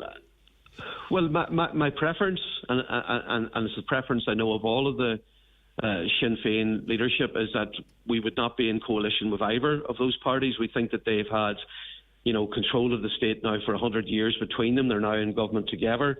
And we feel to deliver change, it'd be best without them being there. So that's what our focus is. I mean, we haven't ruled out coalition with anybody because we're not arrogant enough to do that. Like we have to focus on electing as many Sinn Féin TDs as possible to give people, no matter where they are in Ireland, the chance to elect as many as possible. And the more TDs we elect, the stronger our position. I mean, it's estimated that we could elect between 60, 70, maybe 80 Sinn Féin TDs in the next election. So our focus is on electing as many as possible to be in as strong a position as possible. I mean, we look at housing and health, and these are two huge areas that need radical change, a whole radical new approach.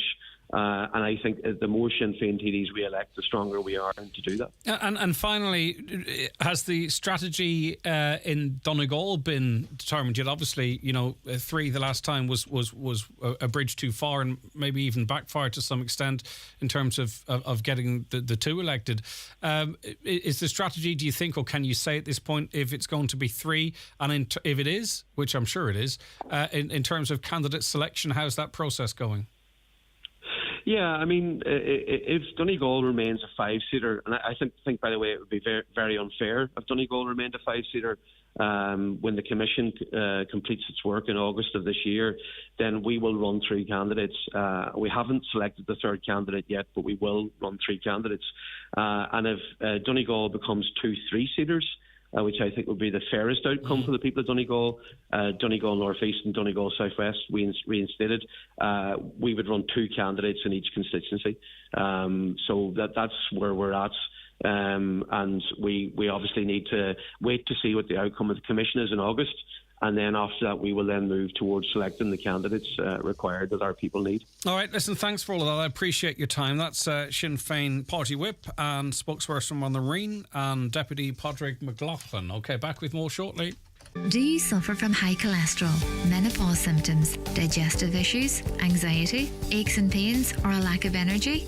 The highly trained team at The Natural Way Letterkenny can provide advice on natural remedies for a number of individual health issues. The Natural Way also has its own brand of herbal treatments to help fight fatigue, relieve digestive discomfort, maintain a healthy immune system, and alleviate common menopause symptoms. The Natural Way at Letterkenny Shopping Centre, your one-stop health shop. At Screwfix, we have 10 days of bank holiday deals. Now that's an event worth celebrating, with massive savings, from landscaping and decorating to power tools and tool storage. Bank holiday deals must end Sunday 7th of May. Shop now online at screwfix.ie or in 35 stores. Screwfix, the choice of champions. Strictly Ballroom the Musical, the award-winning sensation from Baz Luhrmann, is waltzing to the Millennium Forum in a brand new Better Than Ever production from Monday 22nd to Saturday 27th of May. Directed and co-choreographed by Craig Revel Howard and starring Strictly Come Dancing legend Kevin Clifton and Coronation Street's Faye Brooks. Book now at millenniumforum.co.uk. OK, it's been mooted that the EU are looking to allow 16-year-olds onto the road driving cars with or vehicles with a limiter on them. Mary joins us now. Mary, familiar, of course, to listeners, on the road over half a century herself, also a road safety campaigner for the last 18 years. Mary, your initial reaction to this conversation? Good morning, Greg. How are you? Thank you for having me on. Pleasure. I'll tell you my initial reaction. If you permit me to say a couple of things first, please. I want to extend my sincere condolences to the families of the people who had 3 family killed in County Tyrone. It was just a horrific accident. I did send in a text message to Highland at the time. So, I mean, my heart goes out to them. It was terrible. So, also, I'm a bit rusty because I haven't been on Highland for quite a while. No, you're doing fine. Just relax, Mary. You're good. My initial reaction was my stomach churned. I could feel the butterflies turn around in my stomach when I heard it mentioned that they were suggesting that 16-year-olds would be allowed on the road. Keys of a vehicle, mechanically propelled vehicle, should never be given to 16-year-olds. Under any circumstances. Why? Is it because of maturity, Mary? What worries you about it? Yes, Greg. A number of things. 16-year-olds, number one, their brains are not developed enough at 16 to anticipate the hazards and the possibilities of accidents on the road.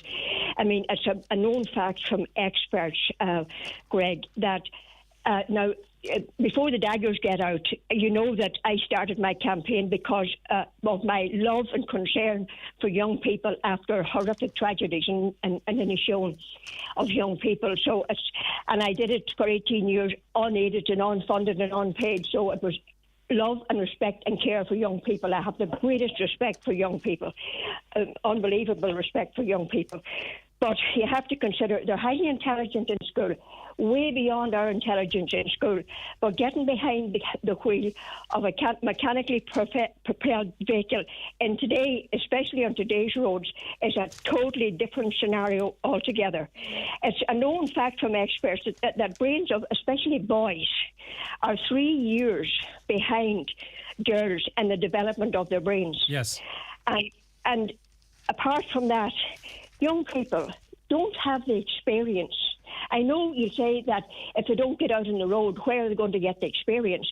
But they need to wait to be given the keys of a vehicle until their brains are developed enough to be able to think ahead, to be able to anticipate the dangers, to be able to anticipate what might be around the next corner or the next bend. Do you know what I'm saying? Plus, okay, but Mary, just for the purpose of conversation, and not in any way to be objectionable to you, because I respect you too much for that. But let us just say that you have the minimum 12 tests. So you have to do your theory tests. So you have to understand the basic rules of the road. It's just a memory competition, really, that. But anyway, then you have your 12 tests, and then you have a test to see if you're competent enough to drive. You pass your driving test. So if someone can, because you know yourself, you can meet 116 that's more mature than a 50-year-old, and you could meet a 50-year-old that's, that drives like a 15-year-old might. So do you not trust the learning and testing process enough that only obviously competent 16-year-olds then might find themselves out on the roads? You're quite right what you say, Greg, but all the education in the world and any aspect of life does not produce experience. And experience is the greatest factor in helping to prevent road collisions or road accidents. Like when I was doing presentations, I've been all over Ireland doing presentations, 50 PowerPoint, 50 slides of PowerPoint slides, and I always have a question and answer session with the students afterwards. And almost everyone, when I would ask them, what do you think, in your opinion, what do you think that I have from driving that you don't have? And hands went up, and almost everyone would say experience. Mm-hmm. Experience is an important factor in driving. And a 16-year-old, Greg, there is no way that boys or girls has experience of the dangers that's on the roads at the present time. I mean, there's speed, there's alcohol, drugs, there's fatigue, there's not wearing seatbelts, there's a distraction of the mobile phone use. There's far too many distractions for 16-year-olds nowadays for to be out on the roads and the traffic, plus the fact the roads are in a desperate state at the present time. Mm. So, I could go on and on, Greg, but... It's a big no from you anyway. It's a no from Mary. I just mentioned about 16-year-olds going out. Plus the fact, Greg, you mentioned the limiters. They can bypass the limiters. Oh, of course. Yeah, they can. And as we heard from a professional driver earlier on, that he believes that you're talking about experience. He says it takes a lot of experience to be able to drive with a limiter on. He drives lorries, and he has a lorry and coach license. And what have you. I know that scenario that lorry driver was talking about, actually. Yes. I know what he was referring to about the limiters. Okay. Right, listen, thank you very much indeed. Mary, your concerns are noted. We do appreciate your time. Right, okay. Let's go to Tim Carey now, the head of the electoral operations with the Electoral Commission. Good morning to you, Tim. Thanks for joining us today. Good morning, thank you. Just for those who aren't aware, outline the role of the electoral operations and Electoral Commission at the moment. Well, it's an ongoing role, but you know what I mean. It's an ongoing role, but a very newly established role. So we're a very new body. We were set up in February, and the Commission will play a central role really in our democracy and our electoral system for the coming decades. We'll be responsible for referendum campaigns, registration of political parties, addressing the issues of misinformation and disinformation on social media, carrying out research, advising the government, making proposals to the Minister of Housing and the government on electoral matters. So it's a very wide brief under the Commission. And the Commission is chaired by Supreme Court Justice Mary Baker, and there's 6 other members on the Commission. But our first task, the first task of the Commission, is to review constituency boundaries for the Dáil and European elections. Mm-hmm. Right, okay, and I'm not going to be able to draw you into speculating as to what's going to happen here in Donegal, so I won't even try. But maybe you can help us, Tim. Maybe you can help us with the process, okay? Because obviously, I presume there are people making submissions and what have you. So when you look at a county, which at the moment Donegal is now, it's crazy what's going on. But anyway, I'm in Sligo for some reason, but I live in Donegal. And there is some speculation as to whether that'll be retained. The county could change altogether, split into two. I don't know. So what is the process for making the decision? What are the factors considered? Perhaps, Tim's the best question. Okay, so there's two parts to this really. One is constitutional. So there are provisions in the Constitution that are very relevant to this, and some of your listeners will know about it, but I think many listeners won't be aware of this. One of it is that every TD must represent between 20 and 30,000 people on average throughout the country. The second provision, and this makes it even a bit more complicated, or much more complicated, is that a TD in Donegal needs to represent the same amount of people, by and large, as close as can be, to a TD in Wexford. Okay, so this creates a very kind of complicated picture. Well, is that not further hamstrung by the fact that you can have a maximum of 5 TDs in one constituency? Is that the case? And it is, yeah. So the maximum of 5, and that is the case, and that has been laid out in legislation. So we have those two constitutional issues, and then we have legislative issues, of which one says that every constituency must be 3, 4, or 5 TDs. Okay, so that's set down in law, and that's been the case for decades. We've received a number of submissions, people saying, "Oh, I want my county to be a 6-seater." It's actually not possible for the Electoral Commission to do that because the law currently says that there must be 3, 4, and 5 seats. Mm-hmm. One of the other terms of reference, and again, Donegal will be a case in point, and many of your listeners, including yourself, would raise it, is that the Commission needs to respect county boundaries wherever possible. Mm-hmm.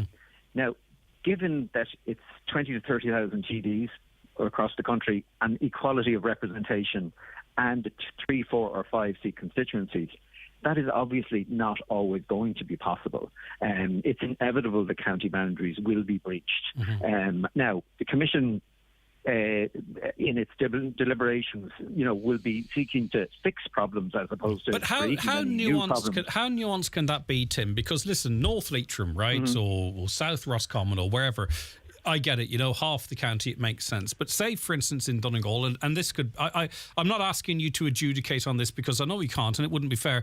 But a chip off Donegal was taken, right? Now, what I want to know is when you're considering this, do you consider the likely outcome of election? Because if you live in Lahey or part of Lahey, half of Lahey or Ballyshannon, for an example, it's incredibly likely that you are going to be represented by a Sligo-based TD from down, Sligo town or even further south. So can you consider the likely outcome of election to sort of say, well, with the best will in the world from the TDs, by the way, they mentioned Donegal, I've get that, right? But in terms of, it's about how fairly the people are represented. It's not just about the numbers and adding it up.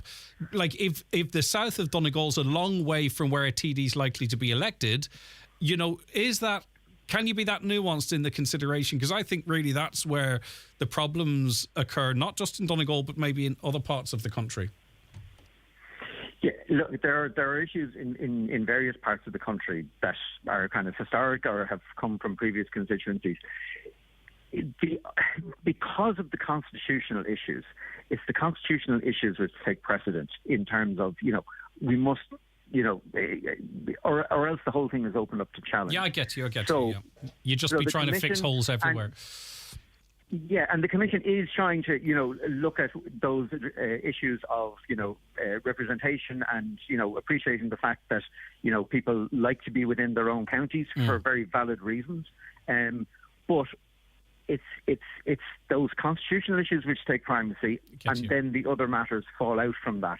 So it's not easy. Like, it isn't easy, and there's not sometimes a perfect solution. Of course. Now, we don't necessarily have to consider the constitutional implications of the situation in making our submissions. You know, if I think this should be the case, I can make a submission by May the 10th, and then of course it's up to you guys to see how all of that can be squeezed into those constitutional restraints that you talk of. So public submissions are now open and are being accepted. So how do people do that, and what form might it take, Tim?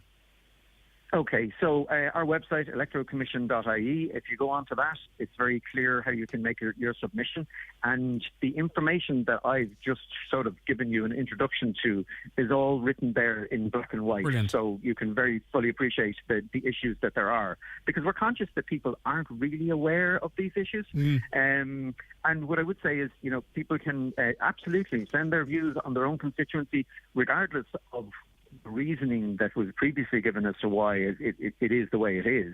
But also feel free to send your views on the overall process, on the constitutional provisions, on the legislative provisions, because the Electoral Commission is a permanent body now, and it will be doing these reviews every census, so every 5 years, forever, essentially. And it's important for the Commission to learn and to consider people's views as we come to future constituency reviews. So, you know, let us know your thoughts. Okay, and very finally and very briefly, Tim, and this is our fault, not yours, obviously, which population figure do you use? Because, say, for instance, in Donegal, our population has increased really quite significantly, not all reflected in the last census. So what metric do you use?